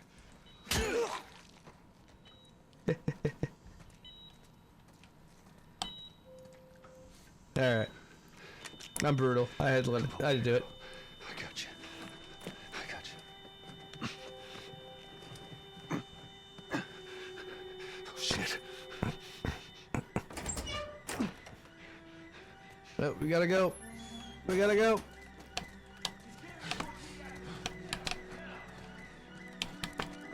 Shit. He's over here. I'm getting you out of here, girl. I got you. Cover the exit. I got you. Come on. Why can't you run faster, Joel? Damn it, which way? This is reminiscent of I know where to go. the beginning. When he's carrying his daughter. Inside. We're okay. We're okay. No matter how many times I play this game, this part gives me chills still. Drop her. Now. I got him in my sight. I said get back!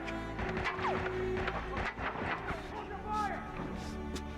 Hey, stop. Goosebumps.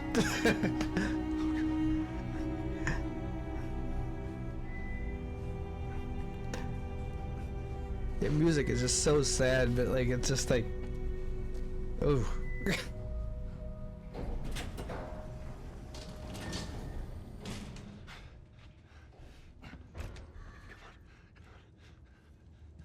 You can't save her. Even if you get her out of here, then what? How long before she's torn to pieces by a pack of clickers? That is, if she hasn't been raped and murdered first. It ain't for you to decide. It's what she'd want. And you know it. Look. You can still do the right thing here. She won't feel anything.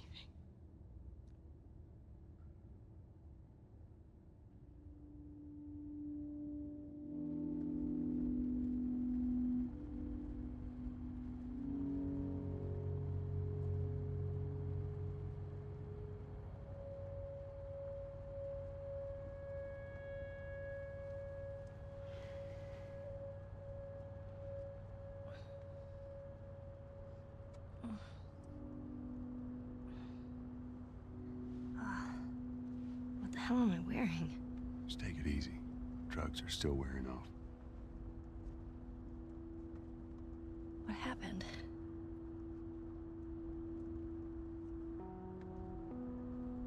We found the fireflies.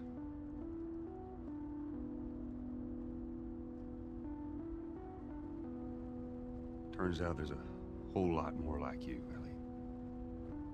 People that are immune. There's dozens, actually. Ain't done them a damn bit of good, neither.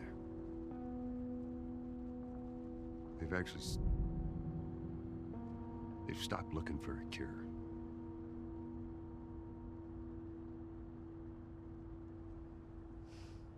I'm taking us home.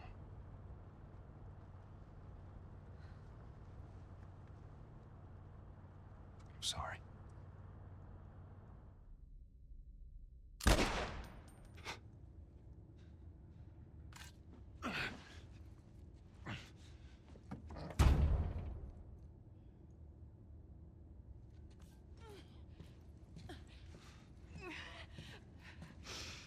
Wait! Let me go. Please. You just come after her.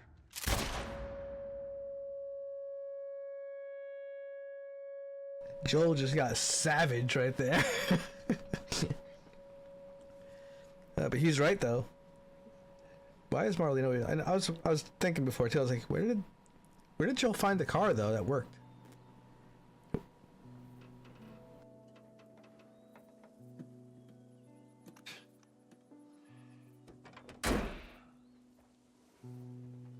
Well,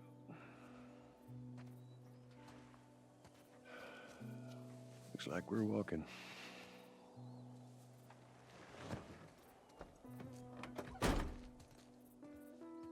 Should be a Alright. straight shot through here. Oh, I'm playing as Ellie here. All right. Actually weird kinda pretty, scene. ain't it? Yeah. It's weird seeing Joel like separate. Now watch your head going through. Here. I got it. Feeling my age now.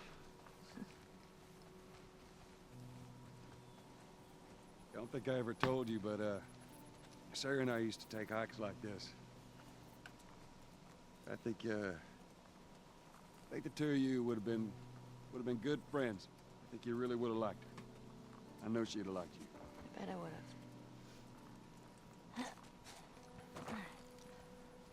Yeah, I mean, look at this. Like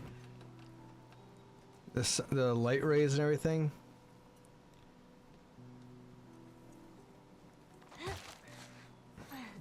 When I get to the top of this rock, I'll look at the view. Actually, I think they look at the view actually too.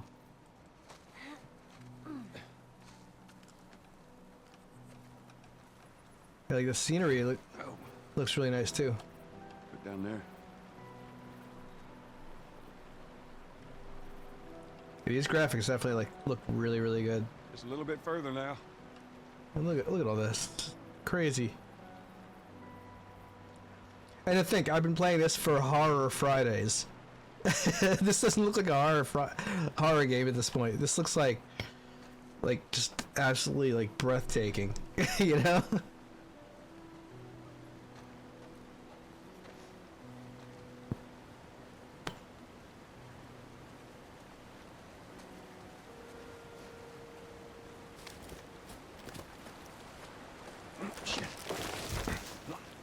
Oh, gee, thanks, Joel. You made it harder for me to get up there. Here, I got you. Give me your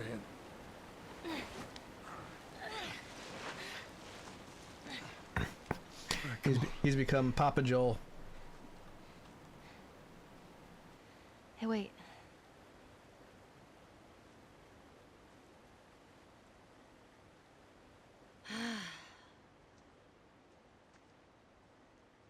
Back in Boston,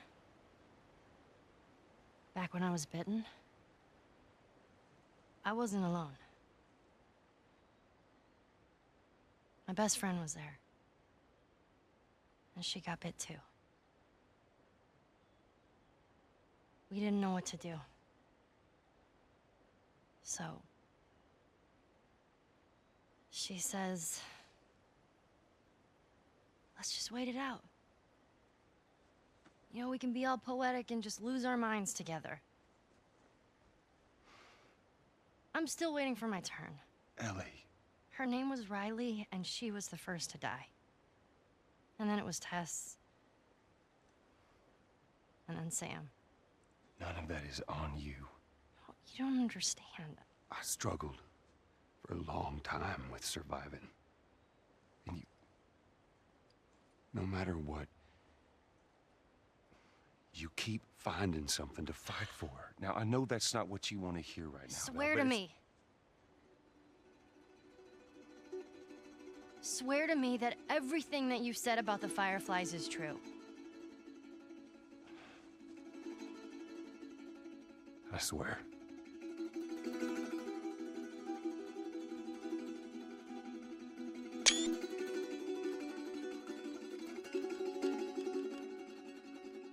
Okay.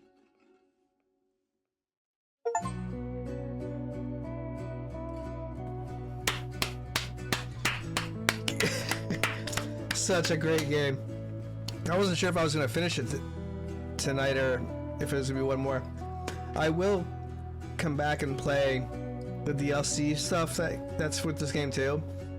But I'm not going to start it now because I wanted to have like the base game and then like all the DLC separate. This way when I upload on YouTube it'll be a separate thing.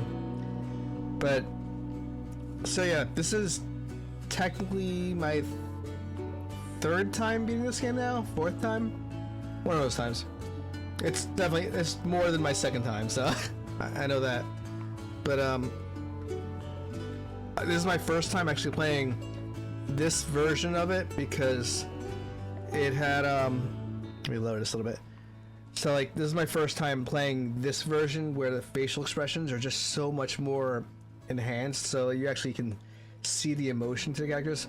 The PC version is the same as like the next gen consoles, like the PlayStation 5 version.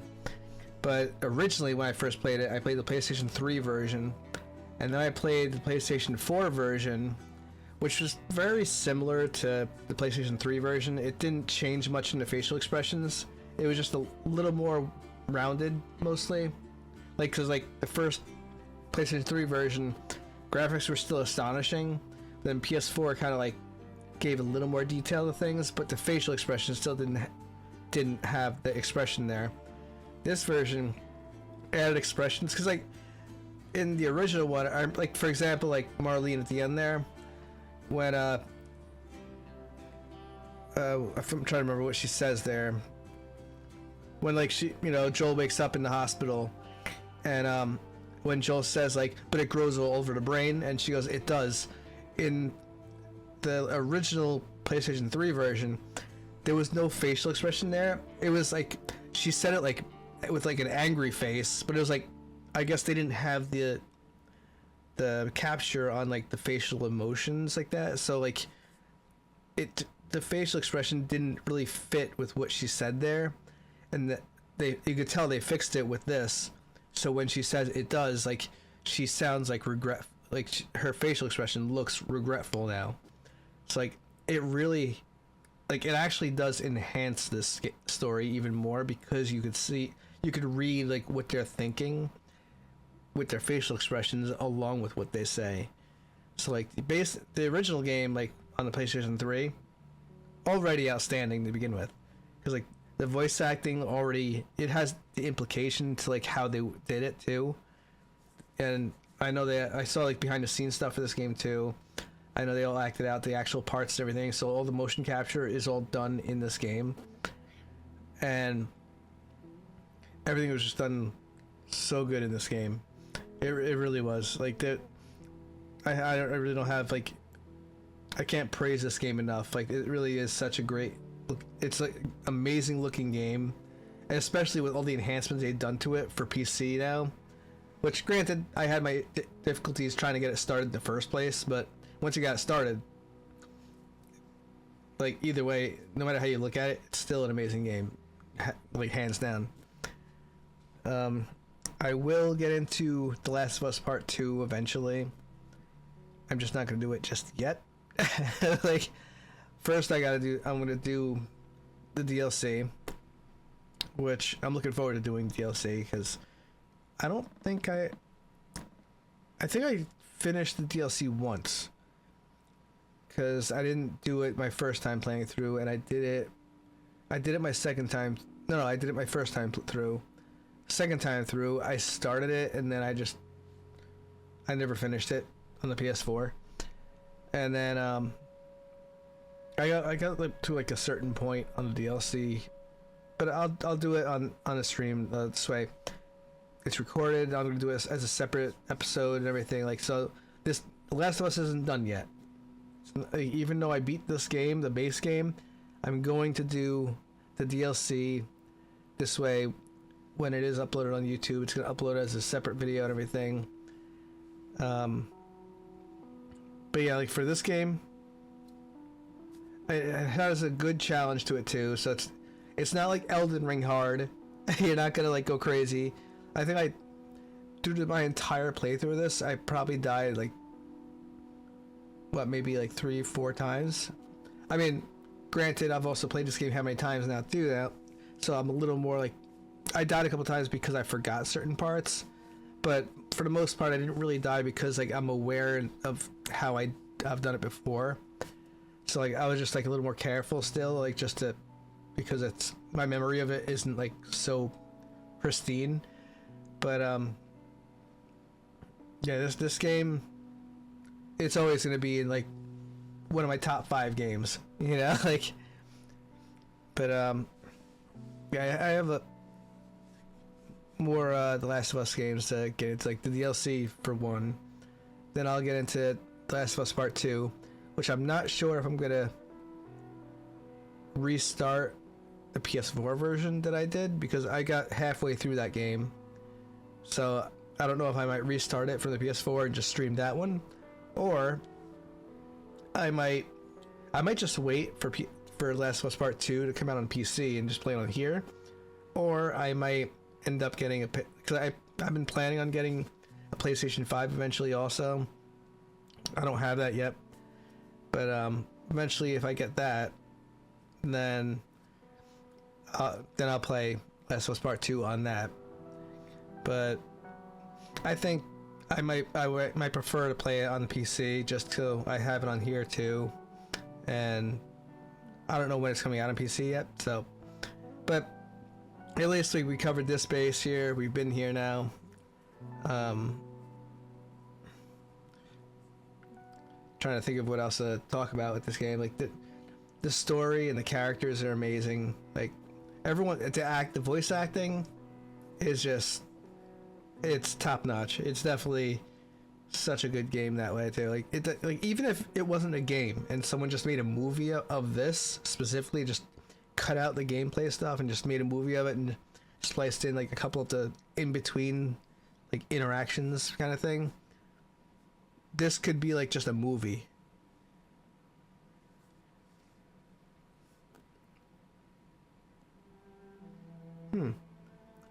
I don't remember ever seeing that text there.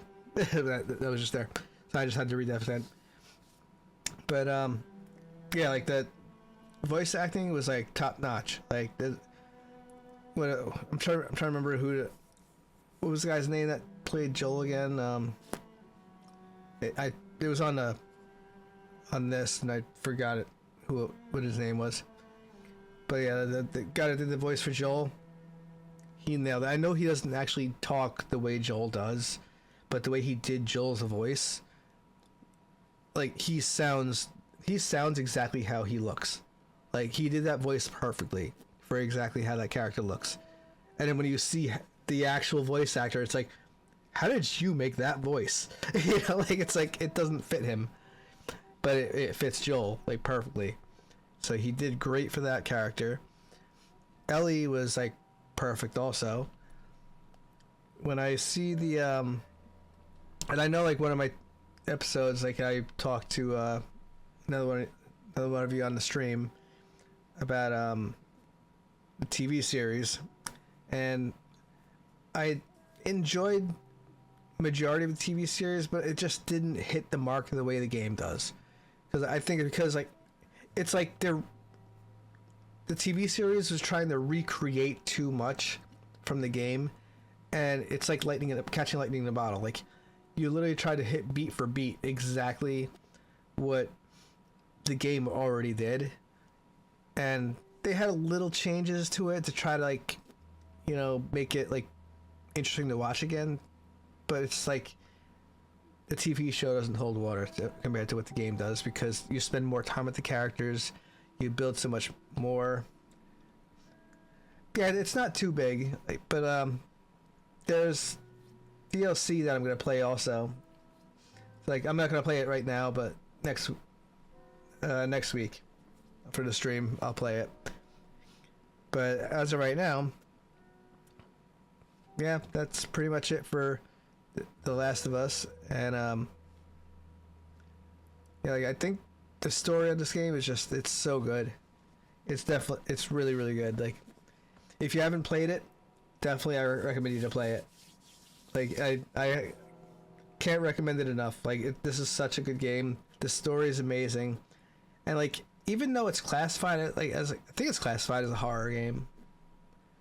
I mean, I've been playing it for Horror Fridays because there's zombies in it, and it just seems to fit the mold of like a horror game. And it has like all these scares in it and everything, but it doesn't really feel too much like a horror game necessarily, because like there's a lot of story to it, to the characters, because like the zombies in the game, like they don't really.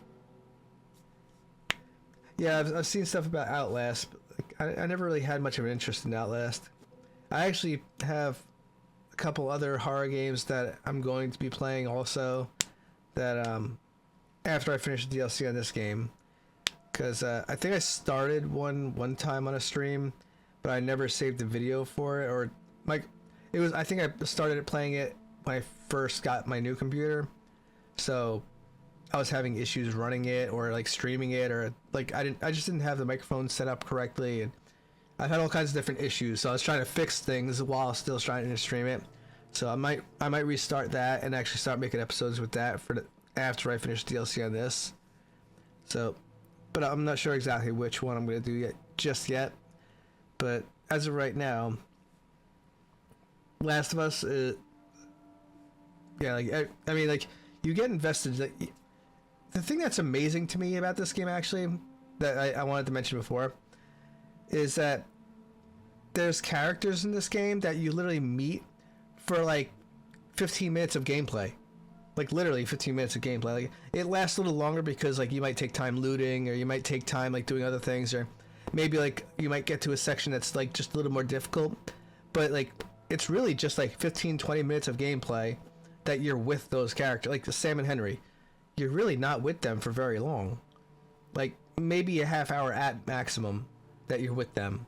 If you just like run a straight line to like, you know, to the moment you meet them to when they're gone, like it's probably no more than like 20 minutes to a half hour at maximum.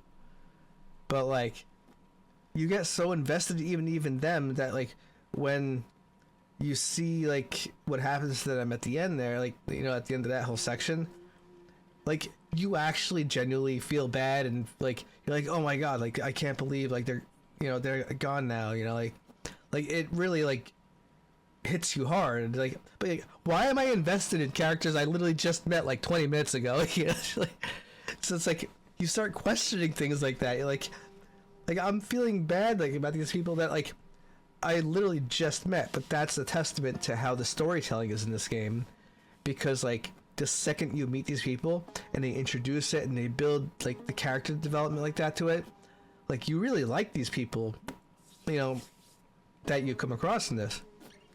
So when you see when you lose them in the story, like for some reason you feel it, like perfect example, Joel's daughter right in the beginning, like you don't spend a lot of time with her. Like in the TV series ended up making like a whole episode of like following the daughter around everywhere, like the whole day, like everything she's doing like for her dad during the day, like for Joel and everything.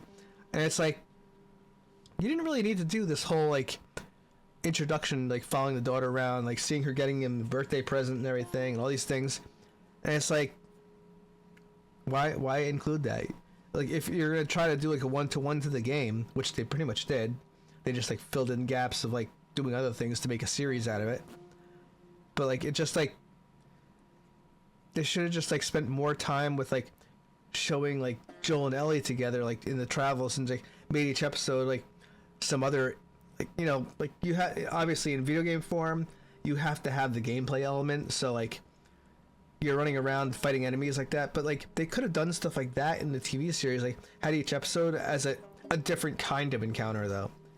And I feel like that's where they slipped on the TV series. But like the game nailed it because they had like they designed it as a game, so they nailed the gameplay element of it because you're fighting the enemies, you interact with each other in the middle of these interactions with, you know, during the gameplay of fighting enemies and everything.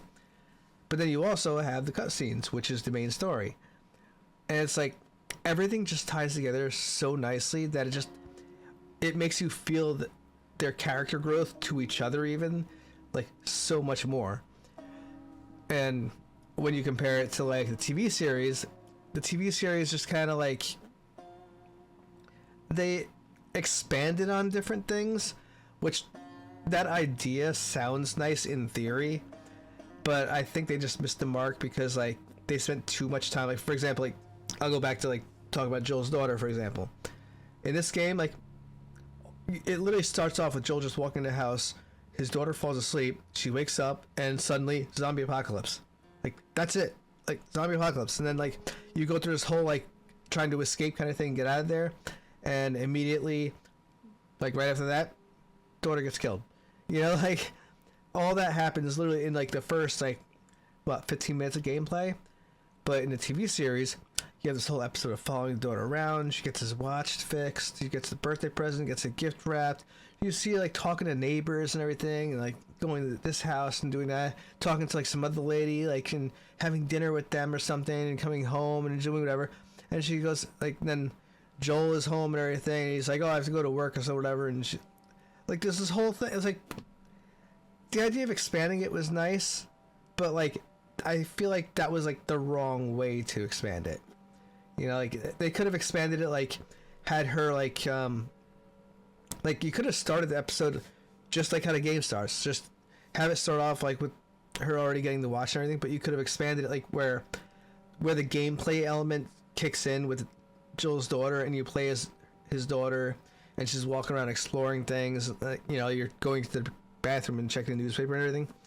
You could have just done the TV series like, okay, like now follow the daughter, like exploring everything, but now you can do it in TV series format. So whatever you think that other players might have missed, you could actually show in the TV series. Like, you know, sometimes like people miss going into Joel's bedroom and seeing the TV, and then the explosion at the gas station, and they look up. Sometimes they just walk right downstairs and miss all that. So you can show it in the TV series. You know, like, there's all kinds of things that they could have done with the TV series that they just didn't do. They didn't expand on stuff like that. You know, like, so there's things like that that really could have like done so much for the story. And I don't know why they didn't do that in the TV series, but the game, it was just perfect with the timing, perfect with the execution, perfect with like just building the characters, like getting you to like the characters. Like, I mean, like, you like the daughter the moment you even see her laying on the couch asleep and Joel's walking in and she wakes up. You're just like, oh, that's cute. You know, like that. Like, immediately, you're just like, oh, that's cute. You see his relationship with his daughter and everything, and like, you know, things like that. Like, you get invested already in their relationship because you see them, like they're close to each other, kind of thing. You know, they're not like, they never actually talk about Joel's wife or like Joel's daughter's mother. So like, I don't know much about that. Like, I don't know why they never touched on that. But I mean, for all we know, they don't say if like he was divorced. Like, but you know, like, for the purpose of like showing the closeness between Joel and his daughter, I don't think it was necessary. but I do think that it could be worth something to tackle that in like a future game or a future series or something like that. I think in this TV series, actually, the TV series I think mentions something about Joel's daughter's mother, and I think that was kind of weird how they just kind of chimed it in there like that. Like I was like, I get they're trying to expand on things like that, but like I think if the TV series, I think that if I remember correctly, the TV series said that she died or something. I don't remember though, to be honest. I only watched the TV series once and I was like, ah. But see, I feel like that was a missed opportunity also though, because like they could have just said they got a divorce and they or she just left up and left or something, or whatever, anything. Like she could still be alive and just out someplace, and that could be like something connected to Joel still, and then Ellie somehow meets her in the future game or something, and then somehow like some kind of connection to Joel is still alive then to carry on with things too, or like make a like at some point like in the TV series even, where Joel in his travels with Ellie that we never saw in this game or anything like that too, like that they bump into his old, you know, the old mother to his daughter, you know, and then like, and like you can even tackle the idea of like Joel's daughter's mother doesn't know about his daughter passing away, like, you know, passing away in the beginning. So it's like they could play on that story then, and like that'll be some like that's something else to add weight to, because like, you know, we don't know where Sarah's mother is, so they could have done something like that with the story too, where they just kind of throw like this whole, hey, like, you know, like we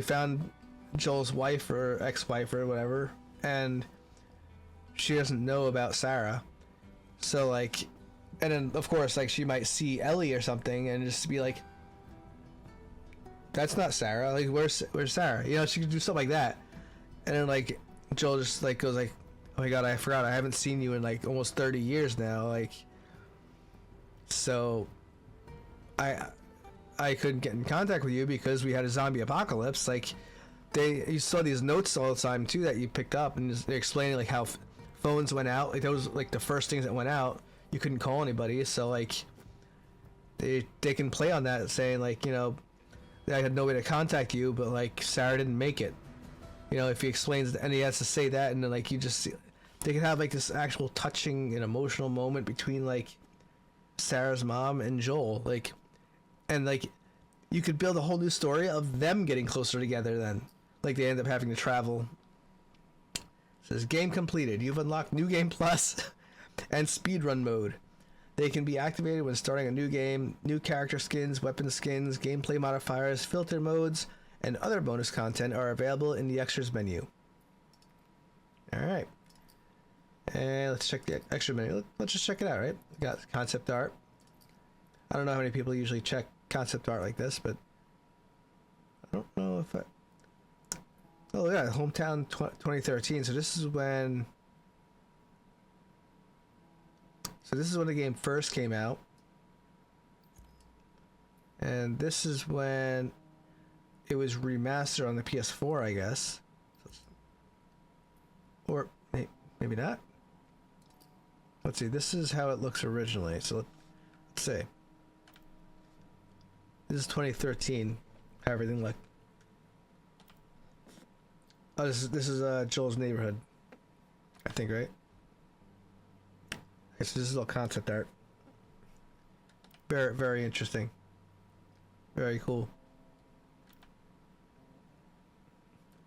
See, this is fun stuff to see too. Like you get to see like when things were being made like this, like, and see, I don't see many streamers like checking out these things like this too. Like, I don't know why they don't show this stuff. Like, I know these like extra stuff and like it's like the perks of having the game kind of thing too, but hey, why not? You know, like just you get to see like some of these early designs and stuff. Texron. All right. Oh, I just noticed So the giraffe scene was based off of Jurassic Park, because you can see like right over here it says Jurassic Park. So they obviously had Jurassic Park on their mind. Point Broken, I guess that's supposed to be Point Break. Dawn of the Wolf, that's supposed to be like Twilight. Funny. It's so interesting too, like when you see these concept designs like this, it's like this is how these ideas started, and then it turns into what this game became. And even these concept designs look so good. I mean, that's a little awkward. I mean, like, it's not awkward, but it's like, it's strange looking as for Joel for me, because I'm not used to that. I'm used to how we see Joel. But all of these are like still really good designs to me. I don't know who that is actually. Unless that's supposed to be... I don't think that's supposed to be Joel. I think that must be... They wanted that to be Tommy, maybe? Okay. And let's see... 2022. See, this is the scene I was talking about. In a TV show, right here, when you see Sarah... Like, when you see... Here, Sarah, like, walks into this room and she's, like, watching this TV here. She could, like... You know, you see the gas station explode right here, and then you look out this window here, and you can see the explosion from the window. But in a TV series, they could have expanded on that, because some people missed this. They didn't see that. They would see the explosion here, but then they hear the explosion outside, but they never looked out the window and saw the explosion. So it's like, they could have done all that in the series, you know? I feel like there's some opportunities that were just missed. And they could have just taken some of those small details that they did in this game and just put them in the TV series. Like, it's not going to hurt anything, you know? It's still going to expand everything. And you could even, like, spend a little more time with her emotion on these things that are scaring her, you know? Like, you could, like... I probably would have been okay if it was, like, she watched TV. Like, you know, in this, you watch TV... The explosion happens outside, and you just look at it, and then she's like, the voice acting is where the fear kicks in. But since you're controlling her, you just continue walking around. In a TV series, though, what they could have done is to spend more time with this. They could have had Sarah like watch TV. The explosion happens outside. It shows that, and when she sees that, like you could have like. The shockwave of like how bad that explosion was, but because it's so close, blow out the window here or something. You see her like standing in the middle here, run underneath the bed here or something, and like hide or something, like scared, and then she's like hiding for a while, and you can spend a little time with that, like playing on her fear a little bit, like show that, and then like have her like thinking things are safe, kind of safer, so she like tries to come out and be like more brave, and then calls out for her dad, kind of thing. Like, you know, things like that kind of expansion, I'm thinking. Like, I think that would have been, like, much better. That's just, if you're gonna, they basically followed this beat for beat, almost, anyway. So you might as well have just done stuff like that. Like, this is the stuff, because you get, like, your real time with these characters. They could have just done that with the TV series. So,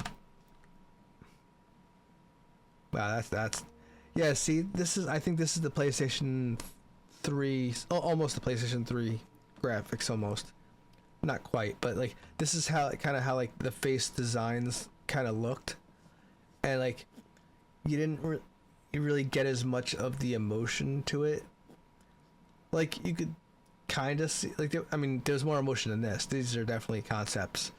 But, like, you could see, like, less emotion in the earlier copies of the game, but this copy of the game, it's art. It's definitely art. Yeah, so these are all early concepts and everything. Yeah, so like, even with this stuff, like, I think they did expand on this, actually, in the TV series. TV series expanded on this, where they showed a lot more when they were driving away. So that was good. Don't forget, I also watched TV series only once, so I'm going off of like a more vague memory of the TV series and a much clearer memory of this, because one, I literally just finished this, and I also beat this 2 other times before this. So being like very fresh off of this now, and having already beaten it 2 other times before this, it definitely shows. Yeah, but all this is like, even the lighting is great. Yeah, everything was really good there. Let's see what else we got here. The quarantine zone.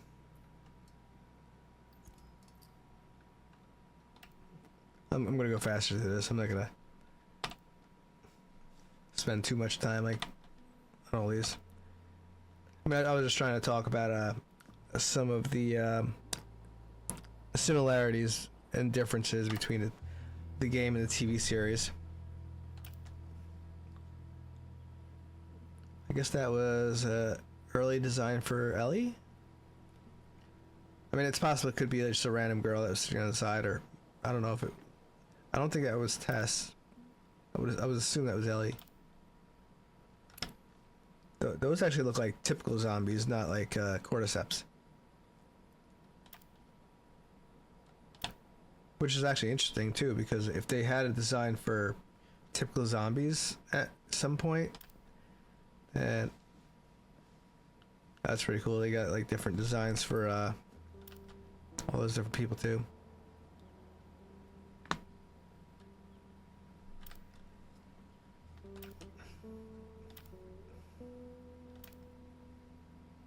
There's the design for Tess. So I guess they started with the beard for Joel here, for the design. Tess was like pretty similar to like here too. Okay, they had the fungal growth on there, but they had weapons here. That's interesting. All right, and we got. I wonder why I have 2013 and then 2022. So I guess that's the places where they changed something.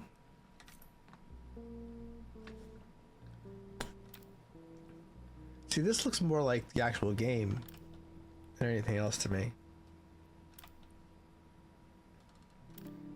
It looks more concept-y on the actual characters, but the rest of the area looks like the typical game.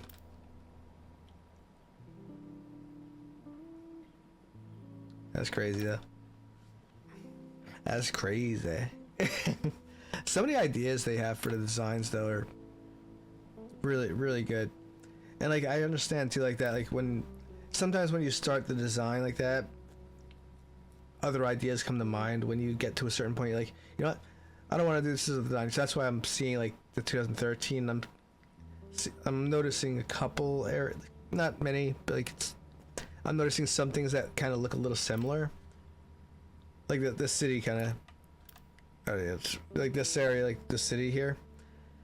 This is kind of similar to one of the pictures that I already saw from the 2013 thing here. Like yeah, from this one here.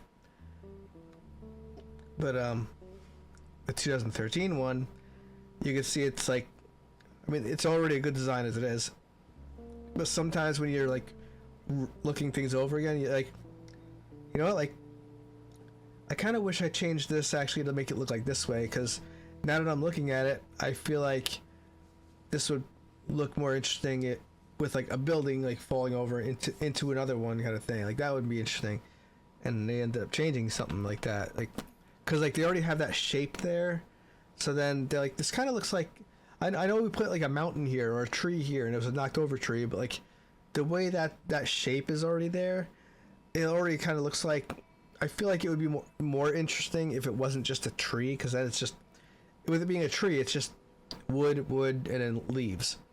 Like it's not too interesting. It's just you breeze right by it. But if you see like, let's replace that with 2 buildings, like have one there all crumpled up and everything, and then I put another building going into it, and it's like crumpled up and it's like kind of drip pieces all over the place, like frame of it, and it's like now when you look, like you're walking by and you come across that, you're like, oh, I have to look at that now because like there's a lot of detail now. Like it's not just a tree, you know. Like let's see, got outskirts.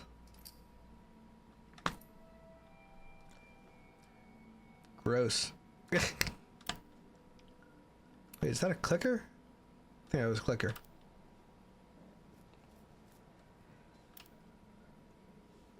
So I think these concepts are from the original Last of Us game, and then they have other concepts that were released later for the remake or remaster or whatever. I think these pictures are all from the original PlayStation 3 version.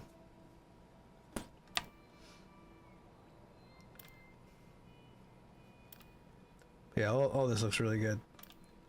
Like the ideas behind all these things. I'm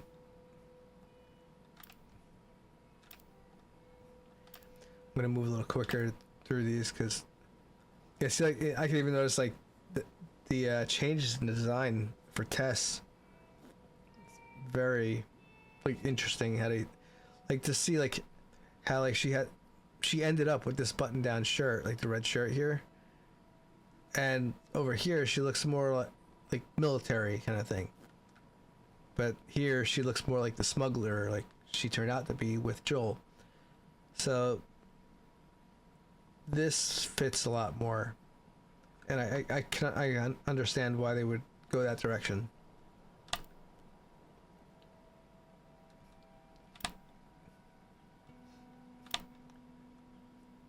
These are all really good pictures too. Check this out. See, and I even going through these pictures too. I remember these areas too while playing the game.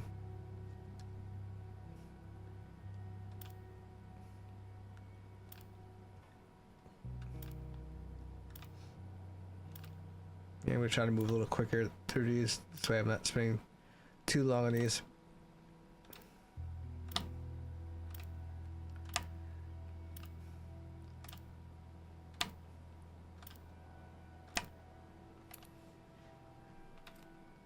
Alright. Got Billstown. I'm not sure if I... Should I go through all these? Because...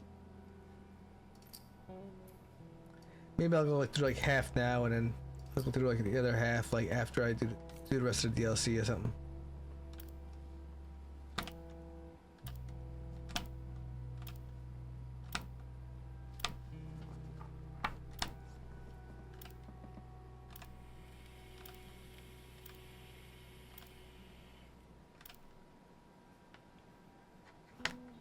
Yeah, very interesting though.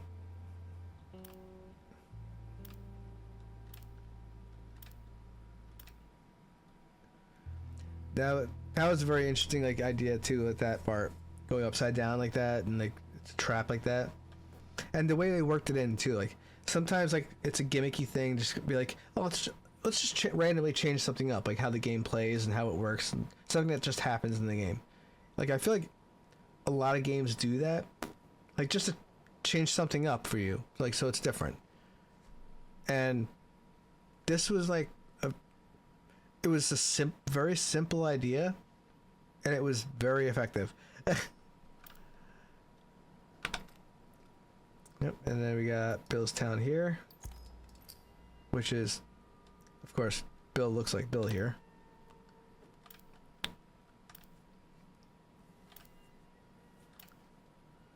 Here, like the bugs, like, and I'm like, I want to naturally swat them away.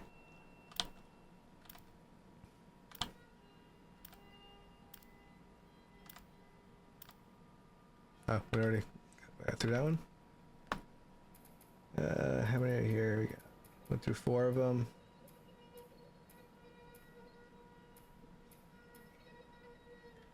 We got 8. So there's like 12 of them here. So we'll go through 2 more, and like we'll go through the rest like after I finish DLC. Okay, so this is Henry.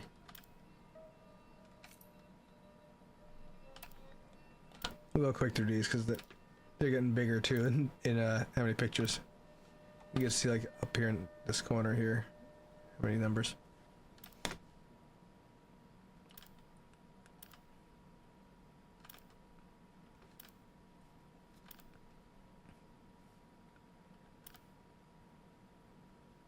I don't know what that is. Oh, is that supposed to be one of the hunters, I guess?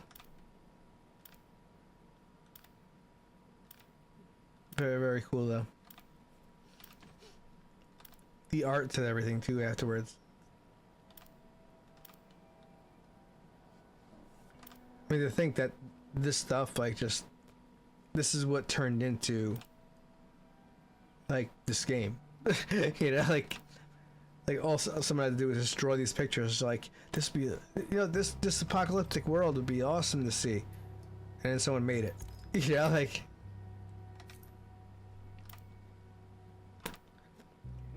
and the life that these characters got, like, just between the art to it, the design, like the realistic aspect to it, the character development, story, the voice act, like everything as a whole, like. Everything just pieces together so nicely at this.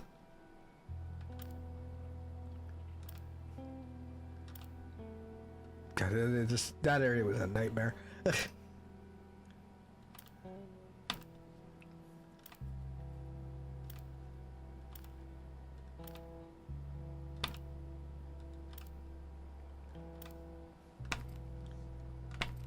All right, this is the last one here I'm gonna go through.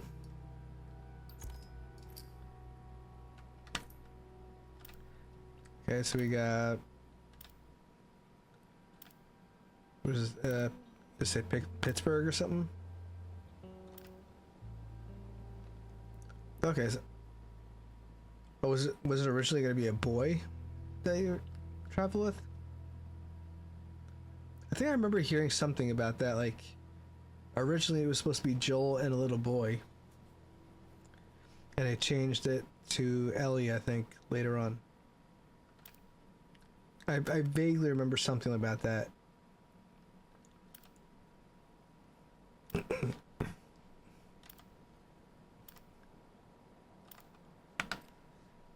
that's suburbs, that's what it is. Pittsburgh was the last one. Alright, and we got this.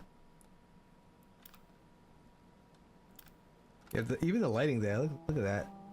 The way it shines down on the clicker here. Just like out here, like it's just like the way it goes over the shoulders, the hand, it's on top of the head, and everything else is like in the shadow, and like the thighs, like the lighting is just like hits everything perfectly, like almost like it would in real life. Like they nailed the lighting. I'm not sure if this uses ray tracing though. I'd have to check. Let's see. Here we go. That's it for those. Alright, so I'll go through these other ones after I finish the DLC also. I don't want to sit here like for like another hour like doing all these things too. We got characters. Oh, we got the comics here. Okay. What else we got? Oh, here's behind the scenes stuff. So let's check out the behind the scenes stuff real quick. What do we got? I mean, we have like all these points here, so let's check it out, right? We won't do the podcast ones. We'll just do these quick behind the scenes stuff.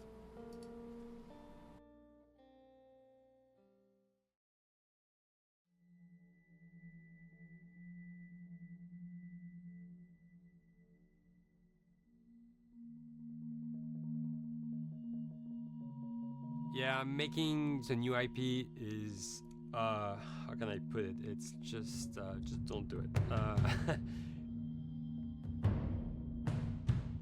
It's insane. I mean, it's a very difficult process. You have more questions than you have answers, especially when you come from like, you've been making Uncharted 1 and Uncharted 2, just kind of like Now like things are going, you just kind of like good momentum, and then suddenly that momentum like just drops, it stops.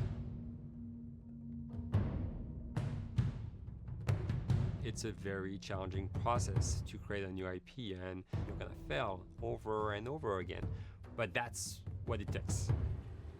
New IPs are really hard. They're hard because you don't know what's fun yet. You're building Yep. new tech, new AI, establishing new characters, new art, all this. He's not, You I've don't get just to watched get him that controller in your hand at work. for like 6 months to a year. You don't know. You don't know what it is yet. I remember like ages ago coming on the project and what are the infected gonna do? Like what are they gonna do? They're gonna behave like this. I'm like, okay. We're like trying to imagine what's gonna happen. Fast forward like 4 months, they don't do that at all because it didn't work, right? It's hard mode, right? Like it's game development On Mario. on expert. There's a big thing about making a game, right? Which is a game has to be fun. Yep. You get your first build where everything's working. You got player mechanics. You can walk around the world. You can shoot. You can melee attack people. You've got the AI in there that's very intelligent, very difficult. And it's totally not fun because they snuck up behind you and murdered you in a second, and there was no way to figure out what was going on. We're making a game, by the way.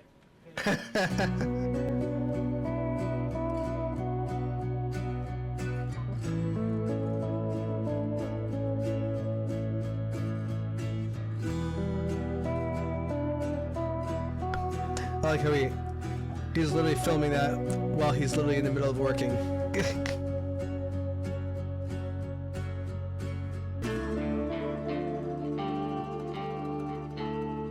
The company has grown quite a bit since I started. I think I was the 12th employee or something back when we got started, but we've tried to stay true to the 12th employee and already smaller studio co-president. roots. I've been here for going 16 years. There's just no reason to leave. I just like the environment here. It's very non-corporate. I think the way we work on Naughty Dog is kind Interesting. of special because we don't really like hierarchy or bureaucracy, and no one is really just a manager here. Naughty Dog has a very flat structure. We pretty much all report to the co-presidents and the game directors. I always tell Interesting. people when we hire them, just like my job is going to be able to trust you, and that's what I want. I want just to give you something and you go with it, and I know it's gonna get done. We believe in iteration, we believe in collaboration, and we believe in the people making the game working directly with each other.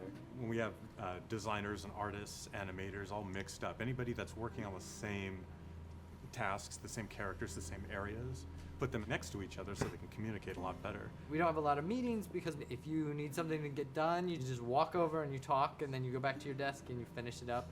And I really like that. I like when I just walk in the office and I see just designers talking with the programmers or programmers over the animators and talking to them. I think that's when really the magic happens. Naughty Dog, we really try to cultivate a culture where anybody can criticize anybody else's work. And we encourage people to be blunt about it and not try to sugarcoat it too much. It takes too long to be nice sometimes. It's not personal. It's based on more like how can we make a better game. We want everybody That I to understand. have Like, a voice. We want to cut out all the bullshit if we can, making sure that people are making decisions not based on ego, but what is going to benefit the game. When you see that people trust your opinion and that they value it, it's such a great feeling. You really feel like you're working as a team on a collaborative effort. We want to sort of remember where we came from and you know why we were successful then, and try to continue that success now. We make games. That's what we like to do. I like how they have to reiterate that. Like, we make Back games, when that's what we like to do. Uncharted 2 wrapped up and we decided that we were going to build the second team and create a new project, we kicked around a lot of ideas. One of the very earliest ideas was to go back to Jak and Daxter. It's really near and dear to us. We really love those characters in that universe, and we think that there are some interesting stories still to be told there. We started to realize that it was not going to do justice to the franchise that the fans had fallen in love with. It would be shifting it so far in a new direction that we felt that effort would be more justified. I actually never played Jak and Daxter, so Neil I can and understand Bruce that. came to Christoph and I and said they wanted to do a post-apocalyptic game. I think the core essence of what they wanted to do, though, was to try to tell a story about two people and how their relationship evolves over the course of the entire game. That potential, oh wow, there is something very special about that game. This is going to be polished. Like, you're not sure if it's gonna work or not, and you have doubts. And like, should we be doing a game like that? Should we be doing a first-person shooter? Whatever. Like, you ask yourselves all those questions. And you know, the creative director and the game director are the core of the team that have to really see eye to eye. That's why you have that balance between like Bruce and Neil, and Neil's gonna try to push the just the story and the characters, and Bruce is going to try to push that with just the gameplay as well. And so it's kind of like those guys are just trying always to find the right balance between the two. It's a very dedicated process. We feel that the interactive medium has an untapped potential to touch the feelings of the player. You have that connectivity, the fact that I'm actually in the world and participating in what's happening on the screen in front of me gives us some sort of advantage to make you feel connected with what's actually happening. At Naughty Dog, that's what we're trying to do, is pair story and gameplay together. If we can make you feel like you're actually with these characters on Interesting a journey, shot. and you're invested in those stories and those characters, then you're feeling, in theory, the same thing that they're feeling. Yeah, like that hopelessness that you feel As like the story that thing. evolved and took different shapes and different forms, the thing that was always there was Joel and Ellie. And because of that, everything kind of grew out of that relationship.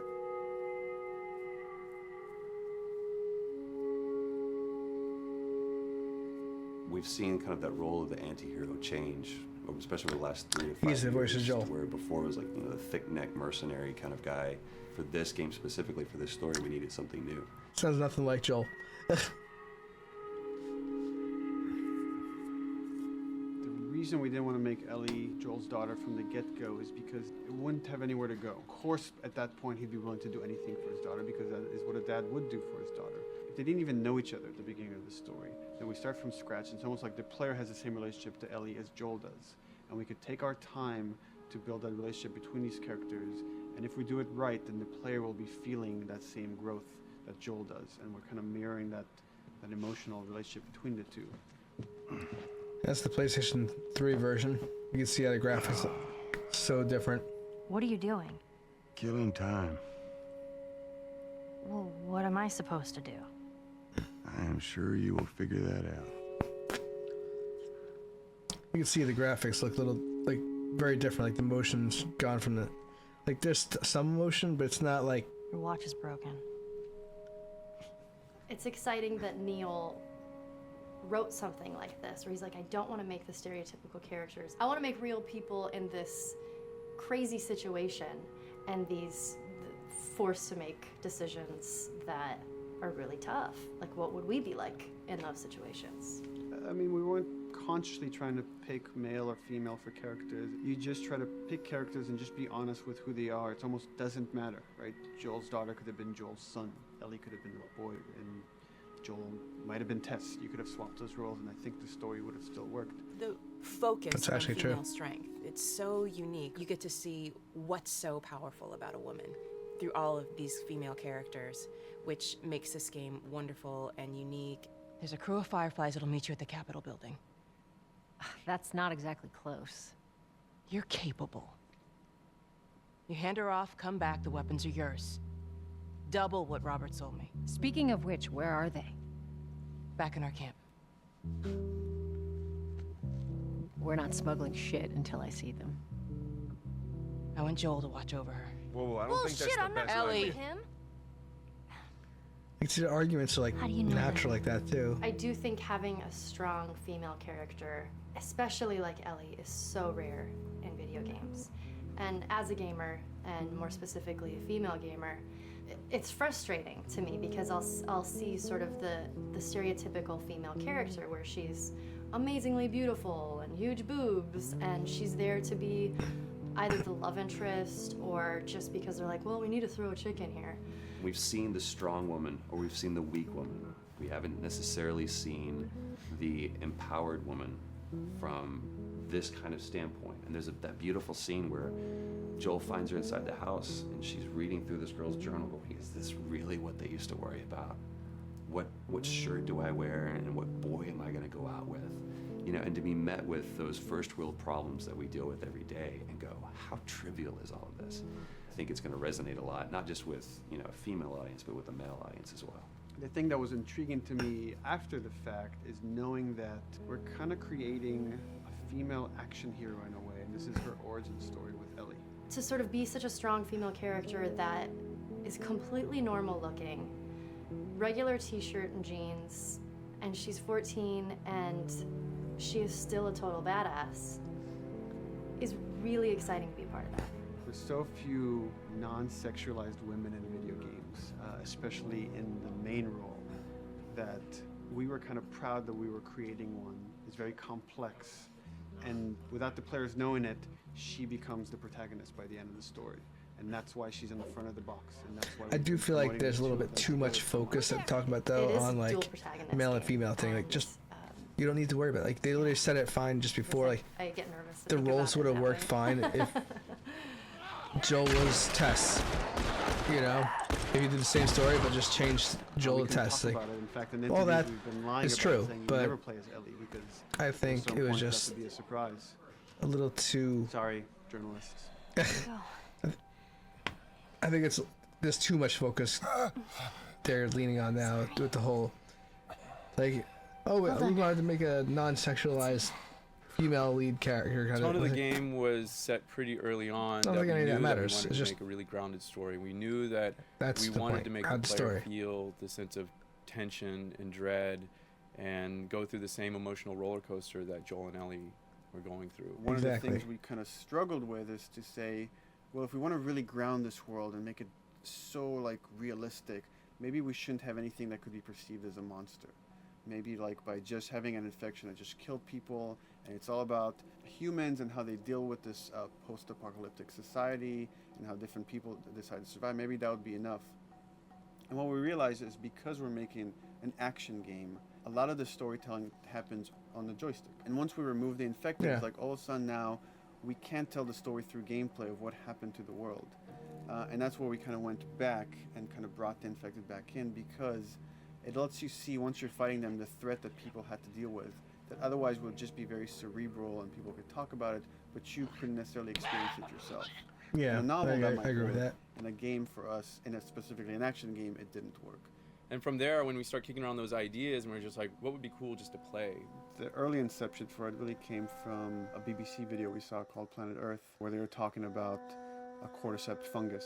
This cordyceps fungus gets inside of the brain and controls these ants, and mandibles start chomping, they grow up to higher areas, cordyceps fungus sprouts out, and then it germinates. And essentially uses them to spread its infection and take over whole colonies, sometimes wiping them out. As soon as we saw it, we were intrigued by the idea of what if it jumped to humans?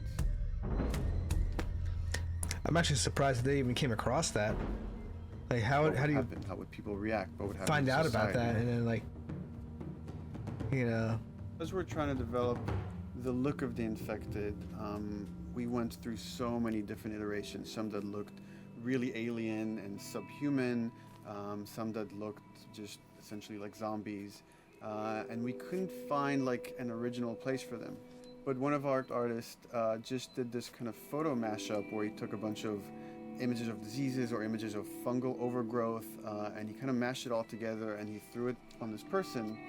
It was a very iterative process, making sure that the fungus felt properly integrated, like it was part of the body, growing out of the body. And not just fungus growing on the head, but it's tearing the face apart, cleft down the middle, this gaping maw of a mouth with the crooked teeth. And it's in great agony as its humanity and its brain is still somewhat functioning. Maybe you still have some human cognitive abilities or thought process back here. This isn't some decaying corpse on the ground. This is a living thing that's going to be coming after you in the world. Imagine being working and you have to do stuff So like you can that. see from a distance, oh, this guy's infected. I can tell straight away.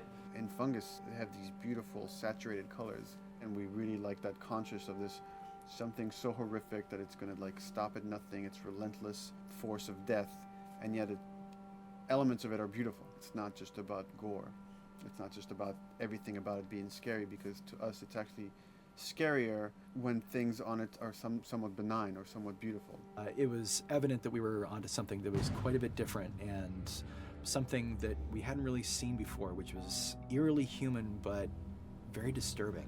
And it seemed so creepy and so unique that right away we gravitated towards it, and it's like, this is our base infected, everything should kind of come out of this look. I can understand it though, because that's definitely a So once we had really this good idea start of the base face-splitting design. kind of look that eventually became what we called the clicker stage. We went to great lengths to create a full biological cycle for these things. So in the early stages, you don't actually see too many signs of the fungus surfacing out of the skin. It's kind of underneath it, like people have lumps starting to show. The eyes will be kind of cloudy or lopsided because the fungus kind of originates inside the head. That moves into the next phase, which is the clicking phase. And if they mess with the eyes, we end up saying, well, how do they get around? Oh, echolocation. And they use a form of echolocation to track down their enemies. Just like bats or even some blind people can see by making a clicking sound, a sound that on its own wouldn't be very scary. And then to associate it with something that people in this world are very fearful of, so that as you're exploring an environment, all of a sudden you hear this click and you're seeing everybody just get frightened, just everybody duck, everybody hushes. Yeah, that definitely, as soon as you hear that clicking like that in the game, like that's the first thing you like, oh, you gotta get down, start like crouching. And the bloater is the most severe of the stages. So large pieces of the body has been replaced by these kind of fungal plates. The fungus completely takes over the body and blooms. They're kind of covered in things that have been growing on them. Things like moss and like little life on life kind of. What the fuck is that? When the infected feels like it's going to die, it finds like a dark corner and it becomes part of the environment. The human elements aren't there anymore. And then the body is gone. They lay down and sprout and then spew spores. And if people can breathe those spores, they become infected as well. It all had to kind of make sense of how each stage flowed from one to the other. And that's hopefully how we've created a world that you can kind of look through it and understand the science behind it and say, I could buy this, I could get into this. yeah, like it sounds realistic enough that like it's like if it did jump to humans, that this would probably be a realistic way how it would actually happen. Mandatory evacuation. Evacuate to where? What do you think? Quarantine zone. See, some places got a heads up before the infection showed up. Most didn't. Over the course of Joel and Ellie's journey through this game across America, You find all these different societies, all these different enclaves, and you get to see how do they deal with the infected. without the manifestation of this infection, you can't have these people making those interesting choices.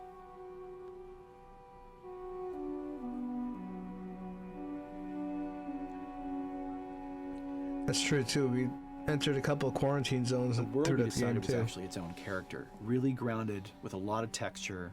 What happens, after 20 years of the fall of man, when no one's taking care of anything? This book called The World Without Us describes in detail how much fighting on a day-to-day basis we have to do to keep nature back. And once you stop doing that, how quickly nature can reclaim that. They talk about New York and how every day they pump water out of the subway system. That system breaks down within 2 days, a whole city is flooded. And once water gets introduced, then structures collapse pretty quickly. Trees will sprout and wind will carry those seeds over and gutters get clogged. And then when it rains, water fills up and then pretty soon you have vegetation growing over there. And once you have vegetation, concrete breaks pretty easily for when there's a tree and roots breaking through that. Even some of the stuff we did on Uncharted, exploration of how temples were ruined. What if you took those ideas and put them in Pittsburgh or Boston? And obviously right when that happened, you can imagine It's that interesting. pretty terrible to look at. But you think about 20 years later, and with rainwater filling up those sinkholes and then those becoming like little marshes with lily pads in them. We had this wonderful piece of concept art we developed really early on, and there are all of these wild animals that have escaped from a zoo and over the past 20 years have bred, and now they have herds roaming these cities. And that's something that tells you that life goes on, and this world is worth saving.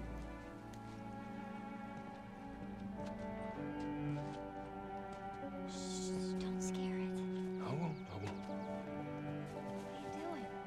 something really pretty about nature reclaiming its domain once we are gone. So fucking cool. We have another level of OCD of the logic goes into some of these environments. Water damage seeps in, and then that creates some little moss growing on the floor, or a tree radiates energy from its base, and that over time starts to melt the snow around it. And that's the reason why you'd see those like rings of leaves showing through in the snow. That gives it that extra, believability. This is pitch art. I'll try to start with an idea that conveys sort of the feel of the environment. Something like this, very brushstrokey, very painterly. You can see not a lot of detail, just energy and conveying a mood. This is sort of just a conversation starter. Interesting. And then this would be more of an actual space. So you start talking about, is this too tight of a space right here? Would the player even fit through there? Do we even want to include water? Those are conversations you start having a little bit later. And then it usually needs several more passes back and forth in order to be tightened up to be the experience that you would see in the final product. So, dude, I was actually trying to figure out right here, there should probably be some dead foliage. It might be cool to see some of the dead stuff around the edges of the green, or like even spilling out into the street. Maybe what we do is, in some of these areas, we use it as like a transition from the actual concrete to the side of the building. So like they're almost sitting on top of a bed of dead foliage, like that really rich kind of like orangey brown color. Sienna or something would be nice. Something real cheddary. That's how you know you're done. The end product often ends up being stronger because that bouncing back off somebody else gives you a result that maybe you wouldn't have even thought of in the first place. Very interesting how they come up with those ideas like that. Here's the bridge. That's our way out of here. As far as concept art goes, definitely the ultimate goal is just helping everybody as much as possible. Me and the background artist will work together. I'll often just go to them because they've got like a really, really good like visual imagination. At some point, you came in almost like flat on. So that's kind of good because the bus station is right in your peripheral view, and you're probably going to enter the bus station. You're probably not going to get lost. But it doesn't at all utilize this cool architecture here, like the bus station sign. Like that's a really distinctive silhouette, and it's a really interesting sort of architectural detail. So if we change the entrance. Look at that. Another city, another abandoned quarantine zone. I think it's a better composition anyway. It's not so like symmetrical. And I think that was done so that this sign read better. If you didn't see the word bus on it, you might not know it's a bus station. So I think that helps. But everything we're doing in the environments is relating back to what you should be feeling in the story or what's happening to these characters. So is that everything you hoped for? Jury's still out. But man, can't deny that view. Come on, this way. When we first came up with Ellie and Joel, we had this idea in our heads of who they would be, but we didn't necessarily know the voice. It took us a while to find our Joel, but for Ellie, I think Ashley was the second or third candidate to walk in, and right away we knew. Yeah, you know what? Why are you so scared all of a sudden? Because I'm a coward, okay? So just get your shit, let's get out of here. Damn it. I'm not like her, you know. What? You think I'm gonna end up like your daughter? The way she delivered the lines, the way she just embodied that character is like, that's Ellie, there's no question about it. And I saw the character artwork and I related to her a lot. I mean, she's kind of a tomboy and she's kind of tough, and I mean, obviously I'm not 14, and I think that's the main difference between the two of us. I read the scenes and I was like, I need to play this part. You wanna be my hero? Forget the whole bit about saving my life. Buy me a stack of these bad boys instead. Where'd you get that? Back at Bill's. I mean, all this stuff was just lying around. And then once we had her, we said, okay, well, we're gonna do another round, and we're gonna have Ashley this time in the casting sessions. The chemistry of these two characters was imperative to get right. Troy was a really interesting casting for Joel, because when you see Troy, he doesn't look like Joel at all. Exactly, He's so that's what I was handsome, saying. and he had like, you know, the frosty hair and totally looked like Final Fantasy. And so Yeah. Should probably put it the best. No, he's He looks like something from Final Fantasy. tall, pretty. It didn't seem right. I walked into the room fully aware that I was the youngest person that they were seeing for this role. There was a line that was in the audition side that says that Joel has few moral lines left to cross. And so that became the anchor point to the character. And But then as soon as he spoke, and he had the grit in his voice, Warm, yet kind of dangerous. and his movement is just like you bought into it. Why are you so scared all of a sudden? Because I'm a big coward, okay? Now pack up your shit and let's go. Damn it. I'm not hurting now. What? You think I'm gonna end up like your daughter? Lily, you are treading on some very thin ice right now. It was Ellie and Joel. After he read, it was just like that was it. I've done some video games in the past, but to be handed the mantle of a franchise like this was a pretty big honor. Is she alive? She's alive.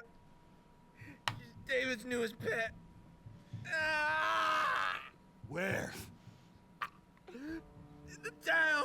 She's in the town.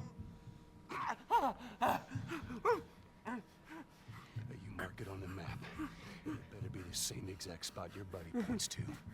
Neil pulled me aside one day, and he said, I have some ideas. And as you're well aware, That's pretty funny. Neil is a little twisted. He came up with this character, and, you know, I just jumped at it. It was such a departure from everything I've done here for Naughty Dog, to say the least. Name's David. The voice Here's is my friend like, James. doesn't even fit him either. From a larger group. Women, children. They're all very, very hungry. To be able to put on a voice that, you know, hopefully a lot of people won't know, won't notice that it's even me. Because we didn't want him to be Drake. Drake eating people, that's a whole nother game. How did you put it? Tiny pieces. See you tomorrow, Ellie. You know, certain You voices did that I voice could really do good. wouldn't fit the David's artwork, but he showed me the art, and I said maybe it's something like this, where everything's, you know, it's very quiet. And just, you know, he's not really sure, and the voice can break a little. And he just thinks, yeah, that's it. He's like, yeah, that's it. I'd love to tell you that we hashed it over and we talked. No, it just, I looked at the picture and I tried something. He said, yeah. You just tried it once. I sent a group of men out a nearby town to look for food. Only a few came back. And turns out that the others had been slaughtered by a crazy man. And get this, he was with a little girl. You see, everything happens for a reason. Claire. Ashley, That was brought really good. humor to it. She just has some really great comedic timing. The way she reacts to the things around the world with a little bit of sarcasm, that teen kind of like trying to get a rise out of you. Now watch your step as you're going out, because it's going to be a little... It just brought a certain levity to the story that the story needed. You didn't Yeah. even realize it needed it until she started doing some of that stuff. Oh, So she just naturally did, I sure guess. your friend will be missing this tonight. Mm-hmm. It's light on the reading, but it's got some interesting photos. Now, Ellie, that ain't for kids. Whoa! How the hell would he even walk around with that thing? Get rid of that. Hold Just... your horses. I want to see what all the fuss is about. Oh, why are these all stuck together? I'm just fucking with you. Bye-bye, dude. Throughout the course of shooting over these past couple of years, Ellie and I have kind of morphed into each other, which I know sounds so cheesy. Neil always asks, he's like, well, what would you do in this situation? I think the most important thing that Ashley brought is a sense of capability to Ellie's character that wasn't there in the beginning. The very first thing we shot involved her being pulled out of a car and attacked, and Joel was supposed to go save her. It was written that Ellie sort of was just kind of watching on the side, just waiting until it was done. And I was a little frustrated because I was like, well, if this were real life, I would do something. We did a couple takes, and at some point she walked up to me and she said, I feel like I'd hit him. So we added in the part, like, you know, right there off the bat, she's not just this damsel in distress. Right there, she wanted to fight back from her very first day of shooting. We didn't have it right initially. She needs to be more capable than initially we thought she would be, and actually that made us go back and rethink combat and rethink a lot of the areas in the game. And now she was going to take a much more active part. So basically, she was the reason why a lot of Anything that changed too. requires, a lot of body Which is movement good. we do with the actors on the mocap stage, and we try as much as possible to use our actual principal actors, use their body motion as well as their voice. We capture it all at once there on the stage. Having the actors perform as well as being recorded at the same time was imperative to get an accurate performance. Because every time you split up the performance in any way, you lose some of that magic where they did a gesture or they delivered the line a certain way. And those things have to be in sync, or there's just something subconscious that's like off-putting about the performance when you don't do it that way. You are treading on some mighty thin ice here. I'm sorry about your daughter, Joel, but I have lost people too. You have no idea what loss is. Everyone I have cared for has either died or left me. It's probably a really good method Fucking except for you. to have them acting together. Like, I think a lot of games do like green screen for like, Don't each tell me character that I would be separately. safer with someone else, because Doing the it this truth is way, I like, would just be I think more is what really It gives you the most authentic, Gave you most realistic performance. Yeah. Because you're actually there. not That's what I was trying to just say. Making your own choices, but making your own choices based on the other people that are involved in that scene. So you get this truly natural approach to things, and it shows up. Yep. It's like theater in the round. You can do anything from any angle, and the smallest, most subtle thing we'll be able to pick up. There's no place to hide. So you have to be as prepared as possible, because you have no idea which moments they're going to use. There are these Imagine if they had to go to the bathroom with that though. and nuances that Mocap would just probably isn't scripted. That read just them comes going. out of play, while they're performing. That mistake that is just Bathroom humor. blossomed into a really good idea. Did we improv on The Last of Us? Yes. Yes, we did. I think that's what made it better A though. whole lot like being 5 playing in the backyard with a stick, and this is my machine gun, and and a pine cone is my hand grenade. It's Hey, all Bill your actually exists.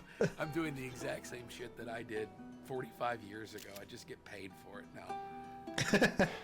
We square. We're square. And get the fuck out of my town. I don't do a lot of voiceover work, so for me it was nice to be able to work off of your other actors. I can't imagine it working any other way. I'd never done mocap before.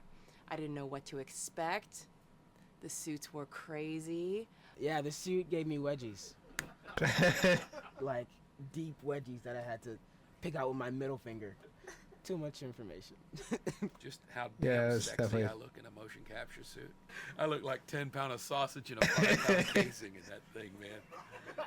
Once you get past the fact that like everybody else and you look like weird clown people with these little dots and stuff, once you like give over to that, it really was pretty easy to make it just feel like you're in the moment and in the scene. Everyone that was on this is a slam dunk. This isn't just another gig to them. And that creates a really cool energy for people to really start experimenting and playing jazz. Huh. Floor is yours. Action.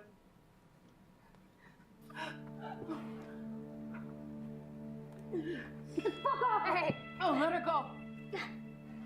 Don't worry, this is fixable. But I can't come with you.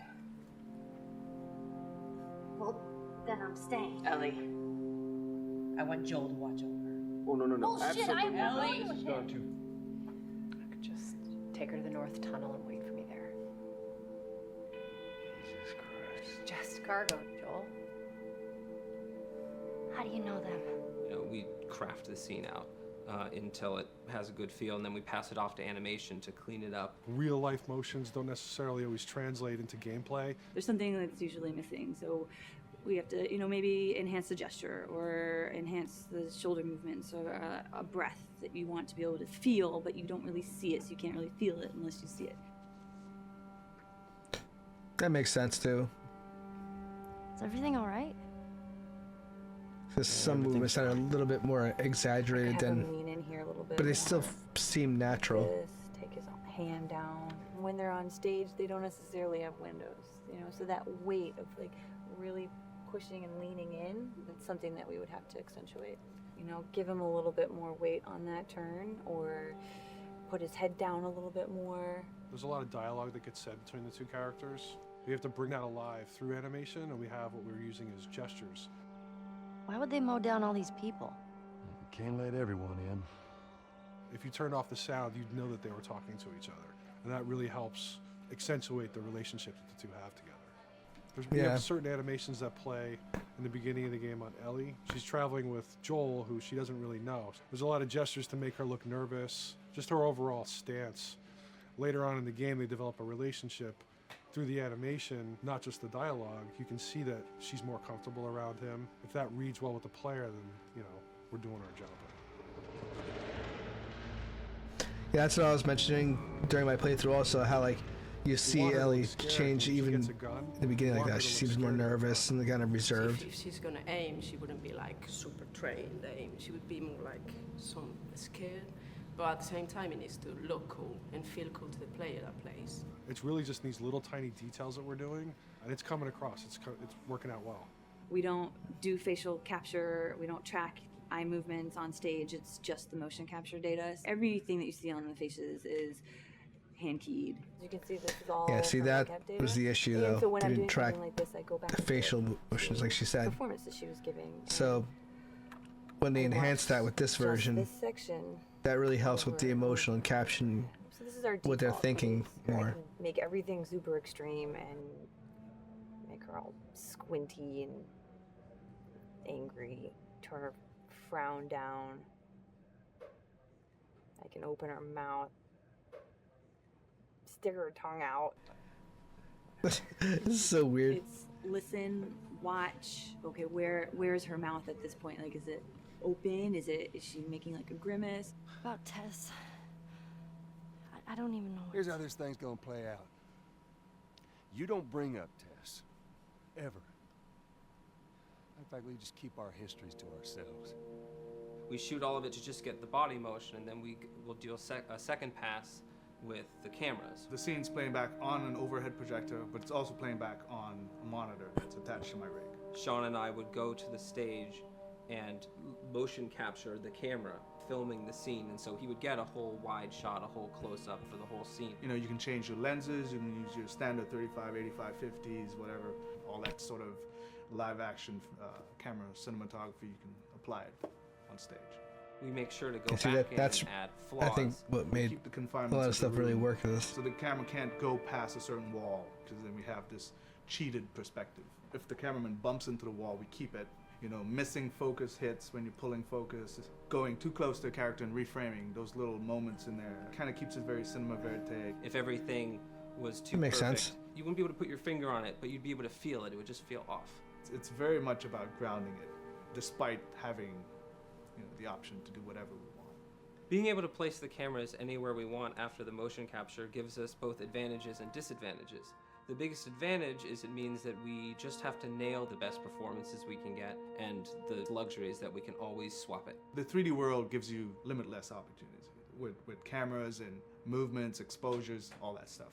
Most of these cameras are sort of set up like real world cameras. So we have lens, we have f-stop that will create the depth of field. We have aperture to, you know, set our film back and all that stuff. A master, and then I have my close-ups, my over the shoulders, sort of just like a live action production. Let's go to camera 30 at the 23.458.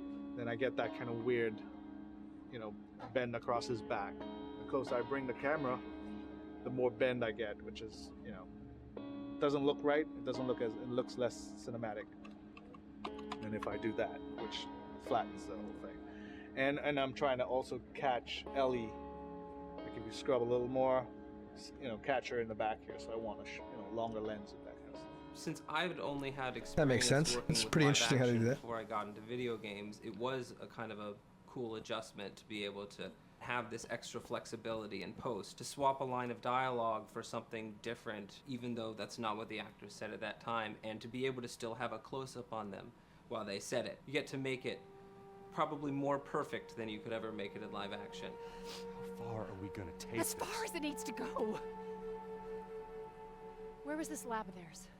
Because our actors are both the voice and their body, they get to play, they get to try things, they get to work with our director to kind of come up with new ideas, or even our director will have a new idea on the spot that wasn't there in the script, but realizing when he sees it, oh, well, this would actually be better. This might feel better. And those changes all just happen organically there on the set. He could even lead straight into his thing. He's like, no shit, yep, Tyler wanted to do this. We rented 2 Harleys and drove cross country. Keep it pretty succinct. Like, we got the bikes, rode them cross country. Cool. It's shocking to me that this is Neil's first time directing. There was a specific tone and a specific approach that Neil and Bruce wanted to take with this. It just came down to there's nobody knows this story better than you, and then there's nobody that knows these characters better than you. Why don't you just do this? He and I actually had a conversation about it. He says, I think I'm going to try this myself, and I'm not sure. Neil was fantastic. The floor is yours. Okay, so remember, you've been running away from this turret-mounted truck. If you come to this dead end, you're going to look up and see a potential way out. And action. Check it out.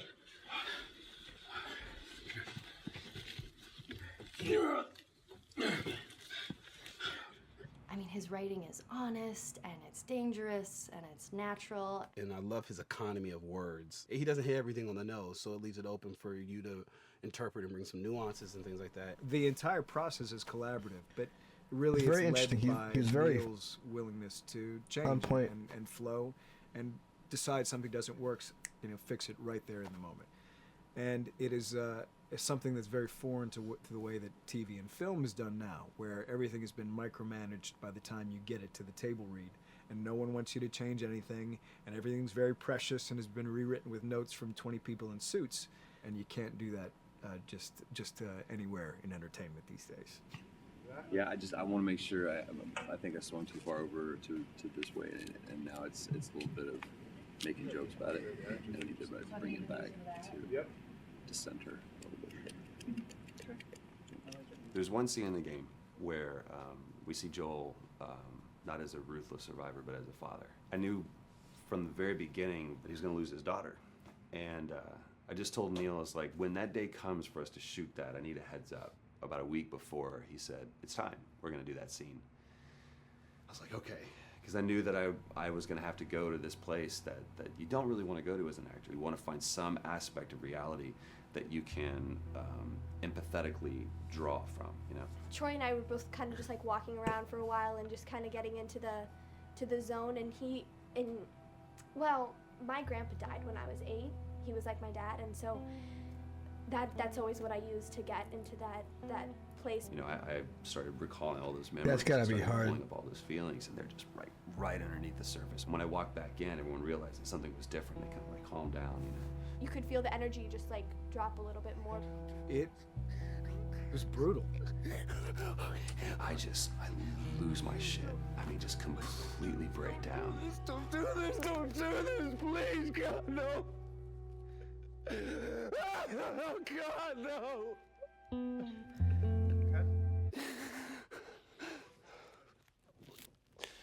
Yeah, I think that would have been deathly still. That was the first take, and I felt really good about it. And it's like Neil said, okay, let's do it again. And so you do it again, and automatically you feel like you're manufacturing because you're trying to go back to that place, and you're in that actor. I understand it. Of, trying to get back to that reality. And we go through it again in 5th and 6th and 7th take, and I'm just exhausted. I'm crying between takes. I can imagine I'm that looking too. at Like Neil going, this is emotion really stuff like that is and draining. Finally, after like the 8th or 9th take, he said, all right, I think we got it. I was like, oh, thank God. And I went outside, and I was just jacked up for the rest of the day. Just a wreck emotionally. But we got it. Then 2 weeks later, he calls me. And he says, so we need to reshoot a scene. I'm like, cool, what scene are we doing? And he just looks at me. I said, dude, don't do this to me. And you can either at that moment throw your hands up in the air and say, fuck this, and walk away, or you can say, okay, this is an opportunity to get it more right. I'm like, okay, all right. If you don't think you got it, I'm going to show you that you got it. We've got it in the can. And so we go through it again, and it just feels fake, feels artificial. And Neil goes, Yeah, I think it's like start doing it again. those other scenes that you showed. It was like too over the top. Finally, about the 4th take, Neil comes over to me, and I love him so much. He goes, so I'm picking up on some resistance. I was like, you're damn right you're picking up on some resistance. We got this in the can already, and we're just wasting our time, and we're wasting all this effort and energy.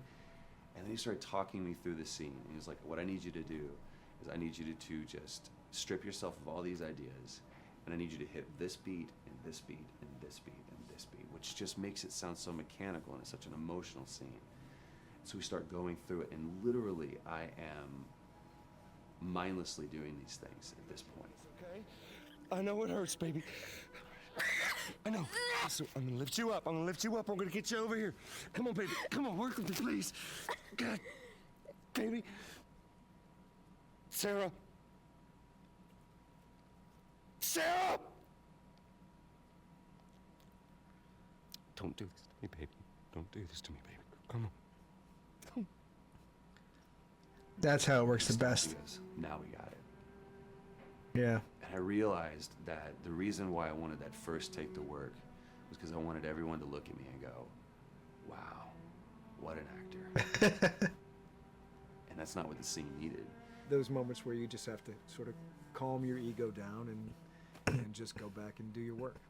That scene actually works, not because of me, but in spite of me.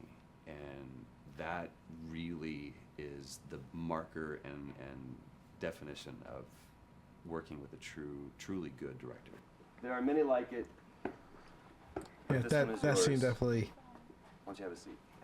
is like a testament to that.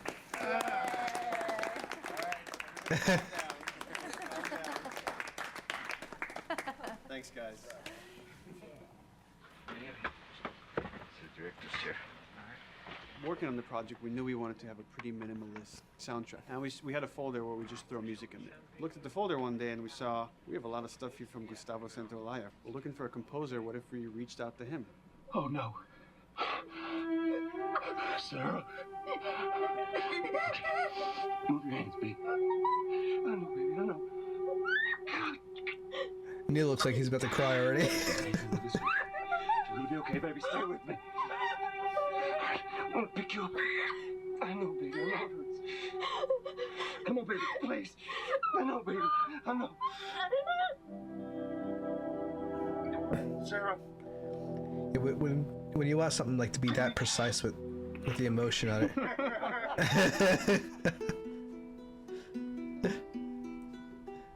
He looked like he was like getting mad. Did he just you made me cry, man?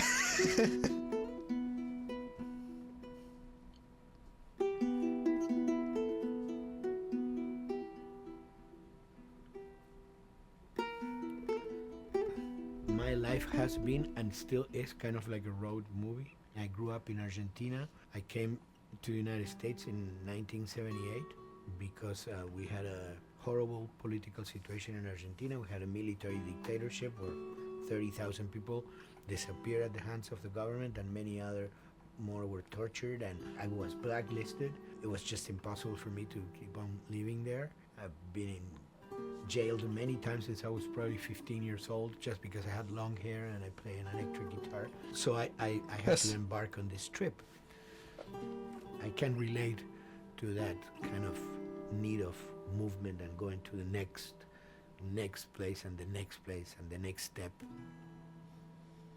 I'm always attracted to the possibility of getting involved with a project from the very beginning. I like to work from the script and talking to the director. It's never been, oh, give me a piece like this, or give me a music that's this. It's just been very high level. Here's what the story's about. Here are the themes. Go write some stuff. Since I don't know how to really read That's or pretty, write music, the way I gave produce some music is creative freedom. Recording it. So I like to come early in the projects, and I did in The Last of Us.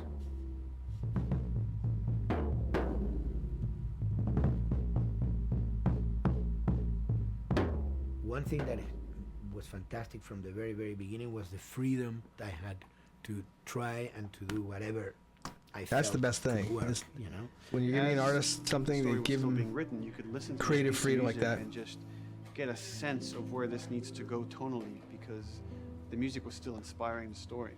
So that was the great thing of having the music written so far in advance.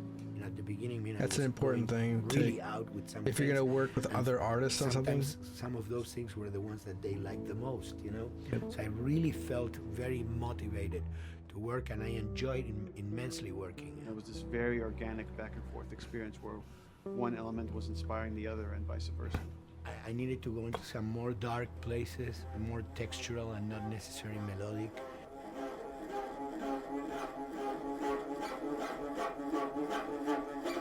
I've never seen things like that before, but I'm always trying to sort of push myself into playing instruments that I don't know how to play. There's an element of danger and innocence. Lennon once said, you know, give me a tuba and I will be able to do I'm an artist. I should be able to do something. I like to put myself in that situation.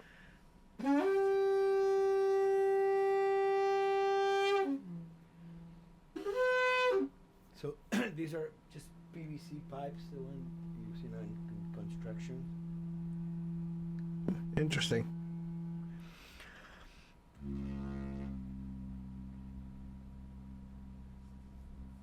Or instruments that I know, kind of twist them. From the concept of the prepared piano, you know, I mean, I've worked with prepared guitar to stick things into the guitar and things like that. And also in The Last of Us in particular, I work with a detuned guitar. So I really tune the guitar extremely low. And the result is, you know, strings that are very loose and will produce not only sound, but produce noise. Because I believe, you know, every environment has its own sound. We have in our, you know, small studio, we have actually the possibility to record almost anywhere, including the bathroom, and we have done some fabulous recording, especially in the kitchen. When you that's interesting. go into picture, which is something that I don't do, then you know what you're gonna expect. But when you provide people with music, like I've done in all the films that I've done, and then you see it, how the director decided to use that, you know, in what particular way he uses it or where they edit it. It's always fascinating to me. I watch a scene and I'm going, you know, it's fantastic how they use this piece. I would have never, of all the music that I've done, probably I would have never used this piece there, but it works, you know, great. So I like that feeling of a collaboration. Yeah. See, I enjoy watching this kind of thing too, because I enjoy like seeing the idea of collaborating someone that's doing their own creative freedom and then collaborating it with someone else's artwork and just seeing how they work together. Like the way, like, see, this is him just doing his thing. Neil Druckmann did his thing with directing, and the cast did their thing. They just, and the creative freedom they all did. Programming so well together. Adapting that music to the game, they should share a lot of the credit for the end result. In the beginning, there was silence. Yes. Then they hired sound designers. Then they regretted that decision.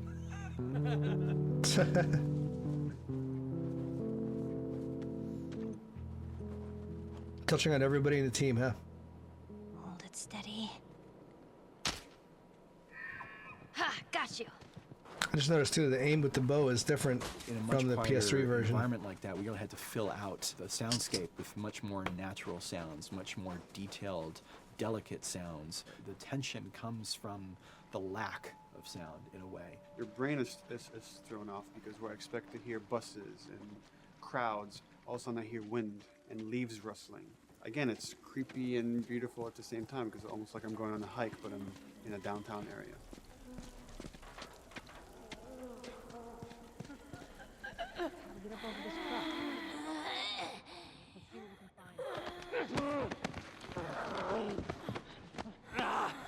To Neil, I mean, we were going through the iterations, so he just did not want like yells and screeches and what he called like, you know, kind of witchy qualities, Right. like cackling witch. He didn't want anything like that. It was a little bit of a head scratcher to figure out, okay, how do we make it sound human but not human? Yeah.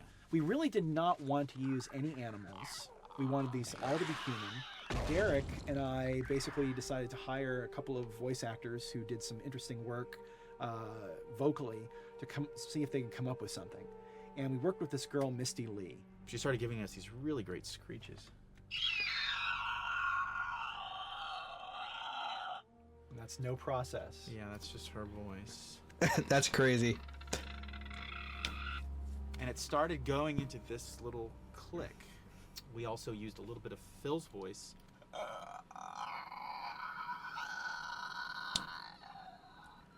We'd combine that also with an occasional. That's just me, moving my tongue. And what that kind of did was it sort of grounded it all, like maybe in the mouth area, the wetness, all that kind of stuff, and it adds a nice texture actually. This is a composite of all the bits I just told you about.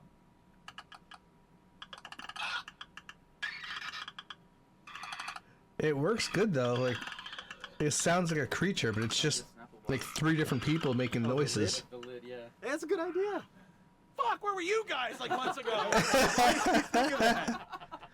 Why did we think of that?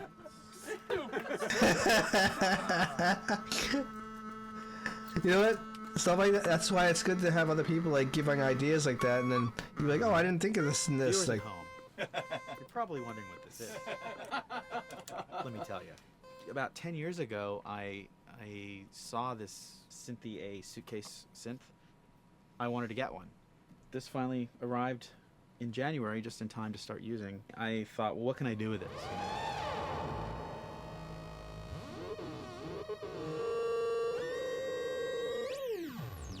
In Lakeside, there's a whiteout that happens, and this thing has a noise generator, which gives really convincing wind sound. interesting.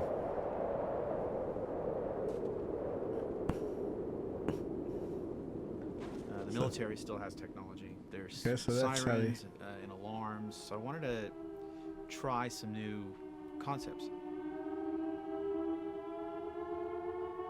So he used this thing to make the siren sounds and stuff. Interesting.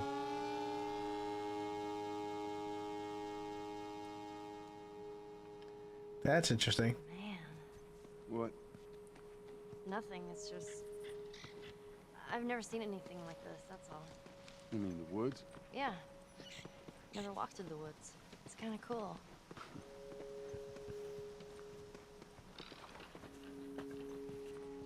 Even for a PS3 game at the time, take that looks so good. Lighting in the beginning. Most of the game, we don't really have any real man-made light sources, so everything is naturally lit. In the past, we could use a lot of artificial light, but in a world that has no electricity, We have to hide most of the time, and that requires getting very close to certain assets. Just stay back.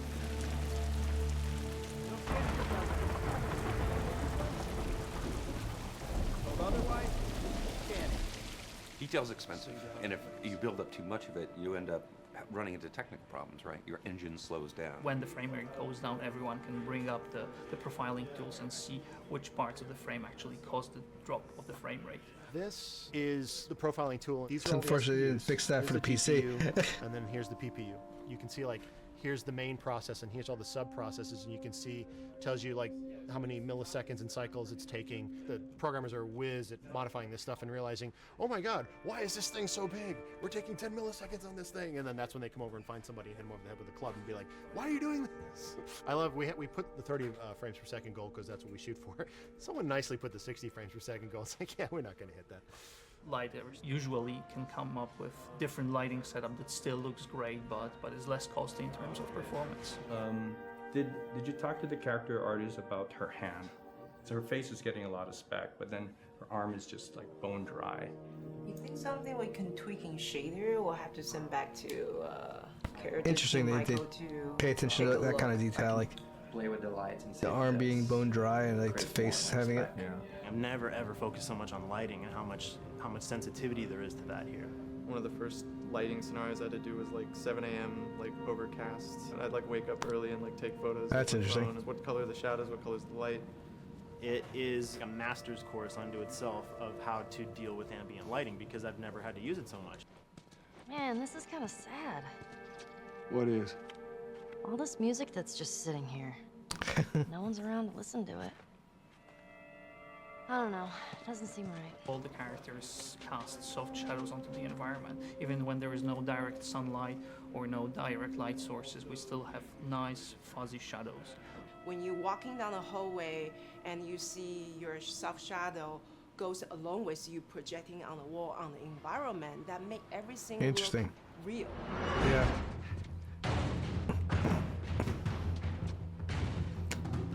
Yeah, seeing the shadow like that. Follow me through here. Okay. The flashlight brought a whole new spin on it. So some of the environments end up being really, really dark, and you need the flashlight to get around. Give me your hand.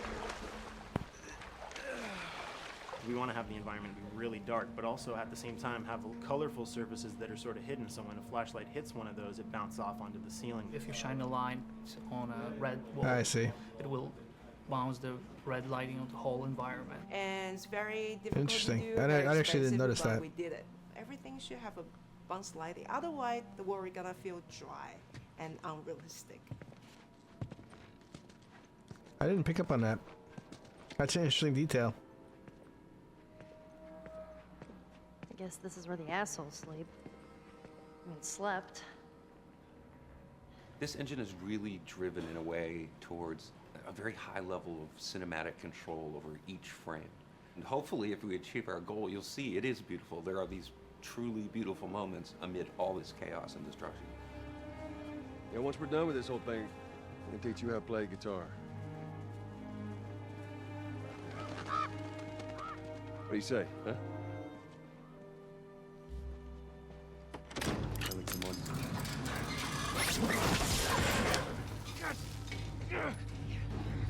This was a unique scene. What just happened? It was like a little gimmicky, but it was an interesting idea because it wasn't so like it wasn't like you're going to space and like fighting from space with like a mortar or something. You know, something ridiculous. It was something that was kind of like realistic, but like The an interesting story change. really dictates sort of the arc of the overall pacing. Storytelling would always want to be subtle. They would always want to keep the world grounded in reality. But Yeah. gameplay has requirements where the player needs to see this thing. The player needs to immediately know that Yeah. the enemy is attacking, that this room is dangerous, that this room is a puzzle that you have to solve. What are the things that we can do on the joystick to make you feel the same way that these characters are going to feel when we get to this next pinch point in the story? There's a turn in a scene that we need these characters to take, and we need you to feel it or understand that, and that means you have to play it. Yeah, that's understandable. Keep running. Ah! Doorway, over there. Run! Okay, yeah, they could have turned that into a cutscene there, cause like all you did is run that part. You really want to make sure But- that there's that contrast between Yeah. the negative space and then the high tension spikes. Yeah, that's understandable.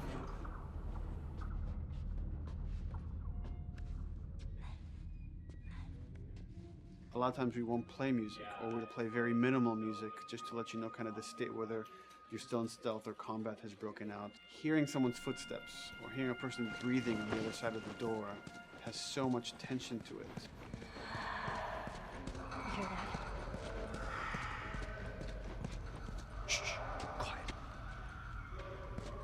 You feel the tension of the world, make you question whether you want to Yeah. engage with these guys or kind of try to stealth around them. Yeah. That's another reason why we Like don't a lot have of times, like traditional I would cover. crouch down like that. You smoothly move around everything, contextualizing with the environment, but you're Yeah. never locked down. We want the player to, with that crafting system, with the scavenging system, with all of the abilities available to them, to constantly be moving around and changing as the moment arises. Gameplay is all about I have a limited set of tools, and how am I going to use those tools and those limitations to overcome this obstacle in front of me. That Yeah, obstacle but might be I infected, I remember might be saying that a number of times too through the wants to playthrough. kill me for I was like, I need, all of my shoes. don't have this many guns or this many of this and this many of that, so I need to be careful. Like, what can I craft with this? Like, how can I get through this? Like, I need to stealthily take out a couple of these guys so I can, then I can at least take on the next couple guys. Or I'd use my gun to take out some other guys, and then I'd melee some other guys too. Just to, like, we see video games be as sparing on some ammo this and stuff. incredible medium to tell stories. We want to treat it as equals to books or comics or TV or movies. This is subject matter that would not be considered out of the ordinary to tell in one of those other forms of entertainment. Fucking hunters. See, this could have been us. We wanted you to buy just the desperation of these people and why they're behaving this way, because it's so brutal.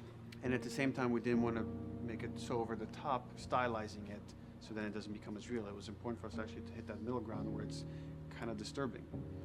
that glint that's happening on that curvature. It'd be good if there was a way that we can guarantee that from this angle we're seeing it. It seems But really it's flat. overall too bright and opaque. Yeah, looks like paint.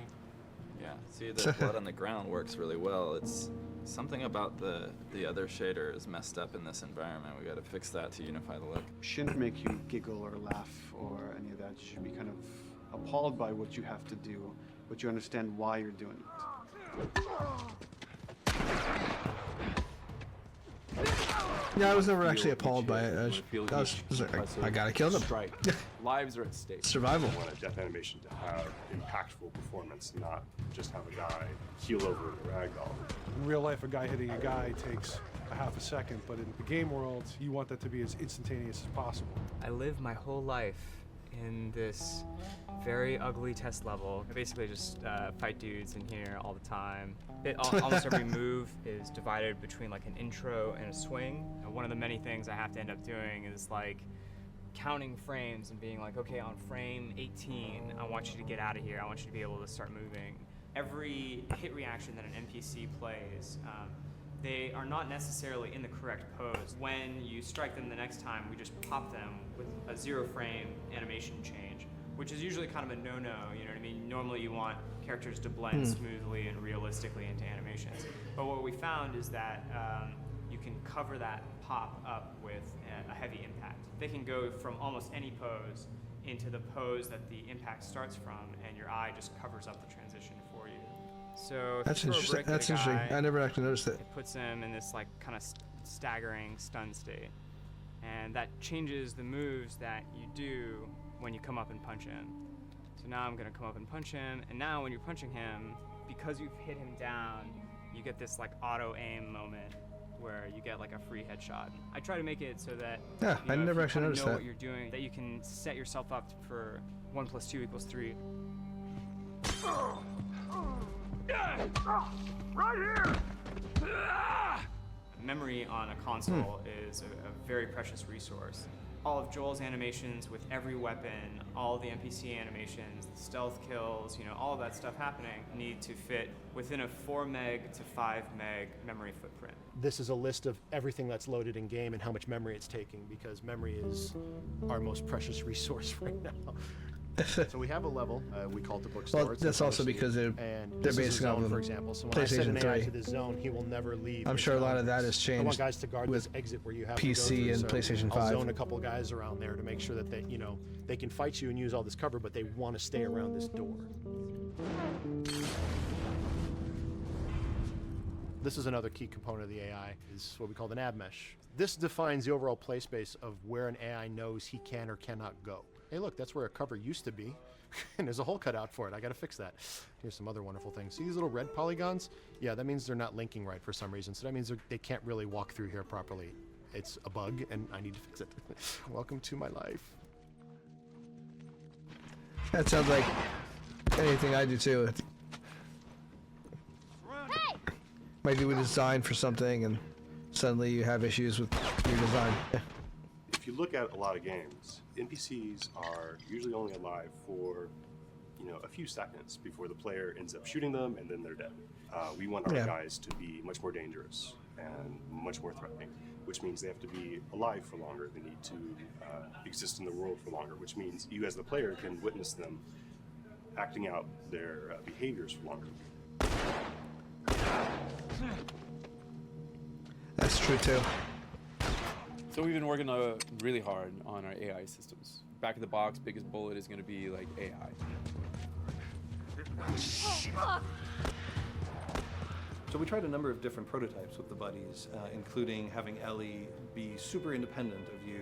She would try to flank the enemies, get behind them, or get between you and them. And a lot of times those decisions Yeah, that's surprise interesting you, too. just like a real person, a real character would surprise you. And we discovered after many different prototypes, the best thing for her to do generally is to stay very near you. You need the exploration, you need the scavenging, you need something to say like, okay, if we just crank it to 11 the whole time, then Definitely got loot. It's pinned up there and there's no time to breathe, no time to assess or analyze, and no time to really contrast. There's no way of shifting the pacing.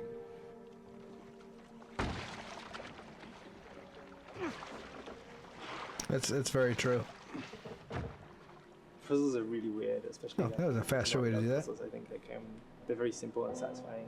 Most of this puzzle is strict exploration. You can see the ladder here. You can see the pallet there. That's what I just did earlier. Where you can see a clear route up to the ladder.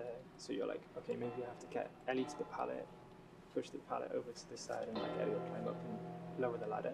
So that whole part is like, that's not a puzzle, that's not regarded as a puzzle, but when you feel like you've got to the solution and you're like, okay, I'm going to climb this ladder, and you climb it, and it breaks off, hopefully then the player will feel a little bit stumped and they'll be like, I'm not really sure what I am meant to do now, and so this is where the puzzle starts.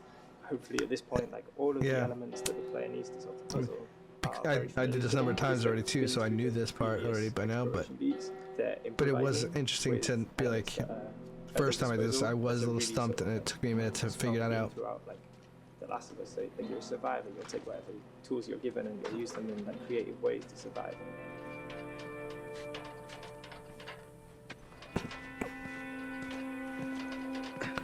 I think the thing that helped with that puzzle too, though, is because like of how that ladder was shaped specifically. So like when you lay it down like that, we set out to create something kind of new to Naughty Dog. Didn't have like ladder steps really. It was like angled, so you could walk across it like that. Survivalist handbook and homemade munitions and all sorts of funny stuff. Just start reading about, okay, if I was just wandering around in a collapsed society, this world, what stuff that seems like I could find? Alcohol and sugar, you know, if you want to make a smoke bomb. It's difficult to balance the right amount of resources against what you think the player's going to need and making sure that the player feels like they're getting just enough to survive, but not too much that they feel like they're a powerhouse. We wanted you to be forced to make some choices in the world that showed how depleted the resources were. So if there's a particular point in the story where the characters are having a particularly difficult time surviving, then we want you as the player to be finding fewer items, farther apart, harder to survive. We will item starve you at the same time that those They definitely did that to me a number of times. Starved and worn out. Then you expose something to them. Oh, here's a cache, and if I can just get into that cache. Oh, look, there's a wealth of things in here. God, I was so worried. My health was low.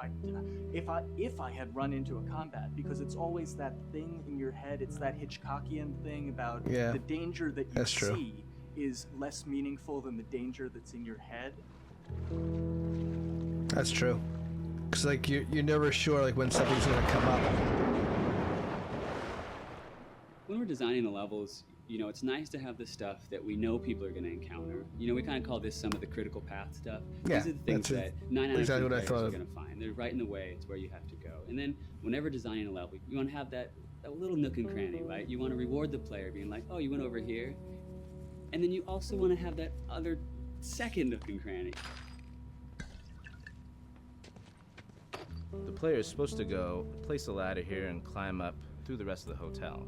But what they can also do is shimmy across this area, and I place a really cool like upgrade kind of off the beaten path to reward players for exploring.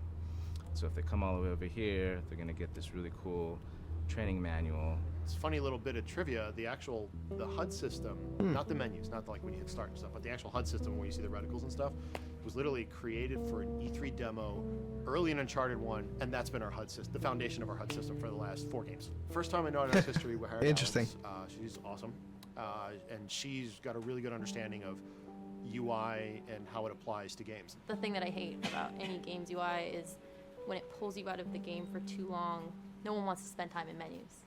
Nobody loves UI, if we're being honest. Like, I mean, weapon slotting is probably sometimes. gone through more iterations Depends on the game. than any other system. The stuff that we finally ended up implementing, you press select, you get into this menu, then you D-pad left and right through the slots, and then D-pad up and down will change the weapon, and then just, you don't have to press X or anything, you just select out of it. When you're still, like Joel is here, that's fine, but then as soon as you get into an actual situation, so I'm gonna go over here and cause some trouble. Okay, so here they come, oh god.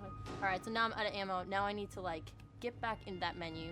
I have to like run away from them, get into the menu, get out of it. and it ends up feeling like super clunky. Like again, okay, I'm out of ammo again.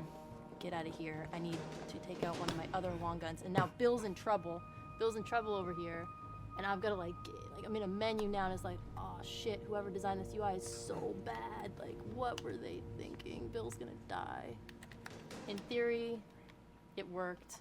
But then in practice, it felt a little clunky. We wanted it to be the Understandable. absolute minimum amount of button presses. You don't say to yourself, oh, I'm never going to be able to do this in time, so I'm just going to give up. I'll die, I'll restart, let me try again. You want to always make the player feel that there is a way to survive. They can just do this fast enough. And like what's gonna go in now, if you just left, right, D-pad through this stuff, you swap out your guns, like between long gun and short gun. If you're now on this gun and you were to hold X to pick your gun, so it all happens within the same system that you're using to slot the weapons. The first iteration that I did on that was awful. It just took way too long to get in. It was just a mess. QA was so upset at me like all the time. I'm sure they hate me now because of that system. But that was the UI was pretty good though, like afterwards, because it's very. I mean, it took me a minute, like when I was using the mouse and keyboard though. It was rough because I had to use either number buttons, which it had specific numbers for everything. It's like the way it was numbered, it was weird. It was like 1, 2, 3, 4. I think the way the industry is kind and of it was like maturing and changing 5, in 6, general, 7, 8, something like that. you're It was seeing like a lot more focus and importance on refinement and polish. So having internal QA really helps.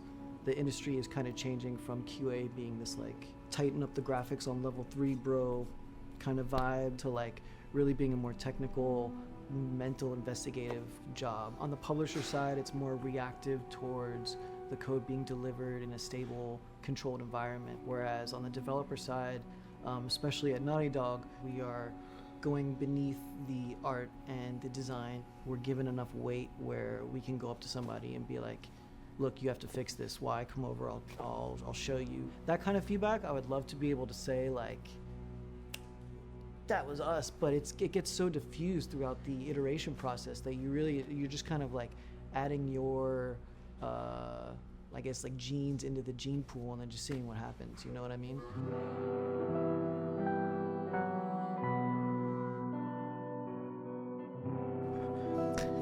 Yeah, so it's kind of everyone's working. Basically, it's he's talking about like the collaboration idea again. People, like 7 weeks, and then you can have tons of time off, enjoy the sun, you know. But for now, it's like this is it for everybody.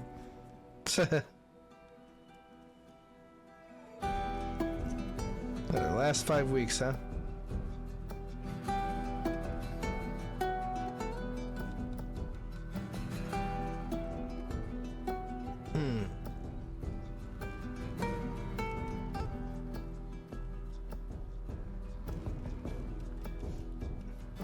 Crunching is been is part of making games.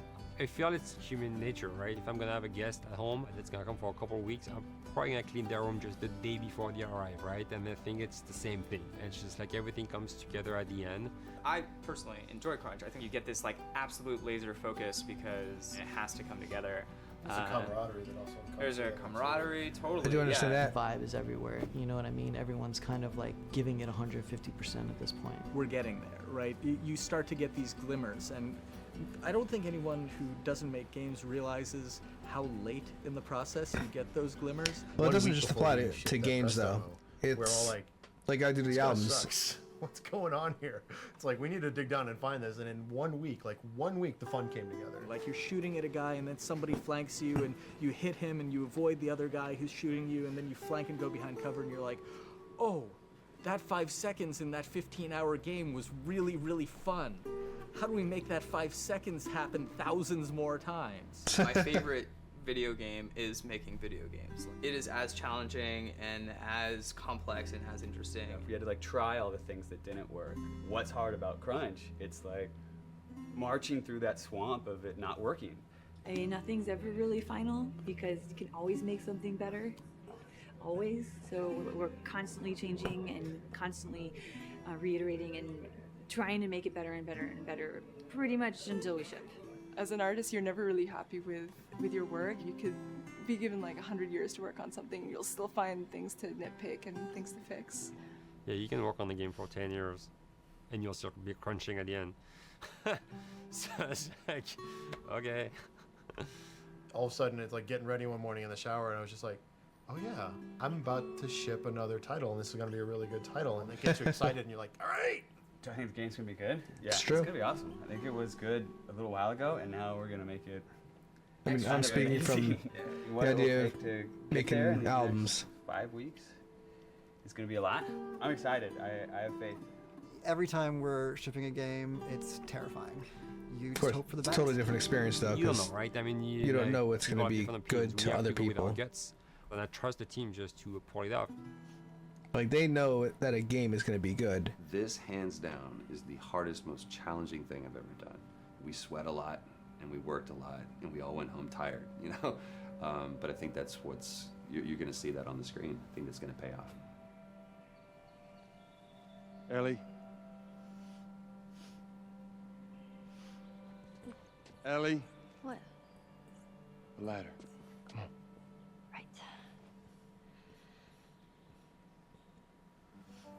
After It's funny David, then just Ellie's watching Neil visibly Druckmann distant, play the game. Could have done a cutscene to show, hey, you're being very distant, and she's not responding.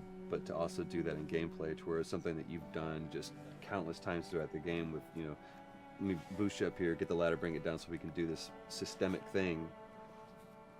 And the character responds with that, and you have to actually go over to her and go, hey, come on, the ladder. We've done this. Let's do this. It's a subtle choice. Like Bruce and I talked in the beginning. Yeah, we like- have these mechanics.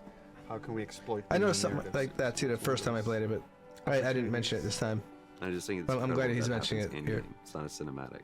Yeah. It's something that adds weight to that controller when they're playing. Wow, so good! Let's go eat. It literally is like Troy and Ellie right there. Like, I mean, even though they do play Joel and Ellie. All right, and that's it for that. But yeah, like it's funny, like how it's like Joel and Ellie literally watching Joel and Ellie. Like, it's gotta be it's almost surreal to like see basically themselves in video game format as a totally different character.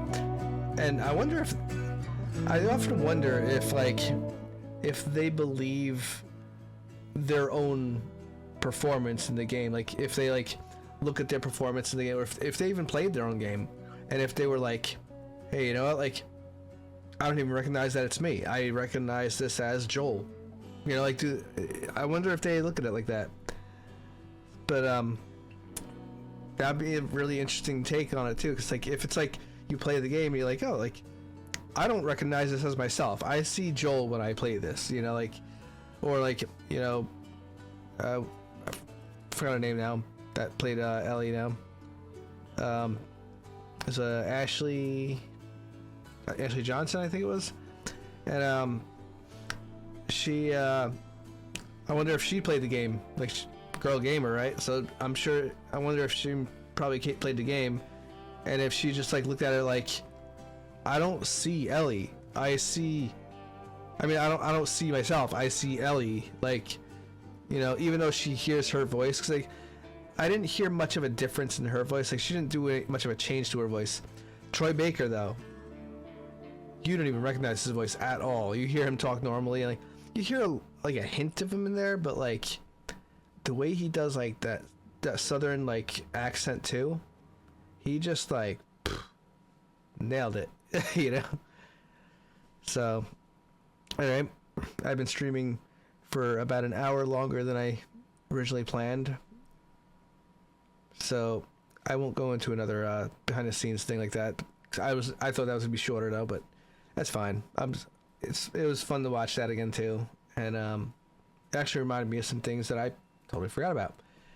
So that was it. That was The Last of Us and the behind the scenes stuff. Next Friday for the stream, I'll still be playing Last of Us. I'll do the DLC, So I'll be continuing on with The Last of Us still. I forget how long DLC is, but it can't be more than like maybe 3 episodes, like 3 or 4 episodes, if that. So I will continue The Last of Us, and then there will be the DLC, and then once that's finished, we'll get into another new game for the Friday horror streams, especially since it's Halloween coming up now too. Well, we'll see about the DLC actually, because since it's like Halloween season coming up now too. I mean, we're in October now at this point, so maybe I might try to jump into something completely new just for the sake of like this month, and then maybe I'll like switch like at some point like after Halloween just to like do the DLC, and then I'll switch back. We'll see though. But in the meantime, thanks so much for watching, and if you stayed this long even for this other stuff too, like for the behind the scenes, then thanks you so much for joining me for that too. And I'll catch you guys in the next video. Alright, thanks for watching guys. Alright, bye guys.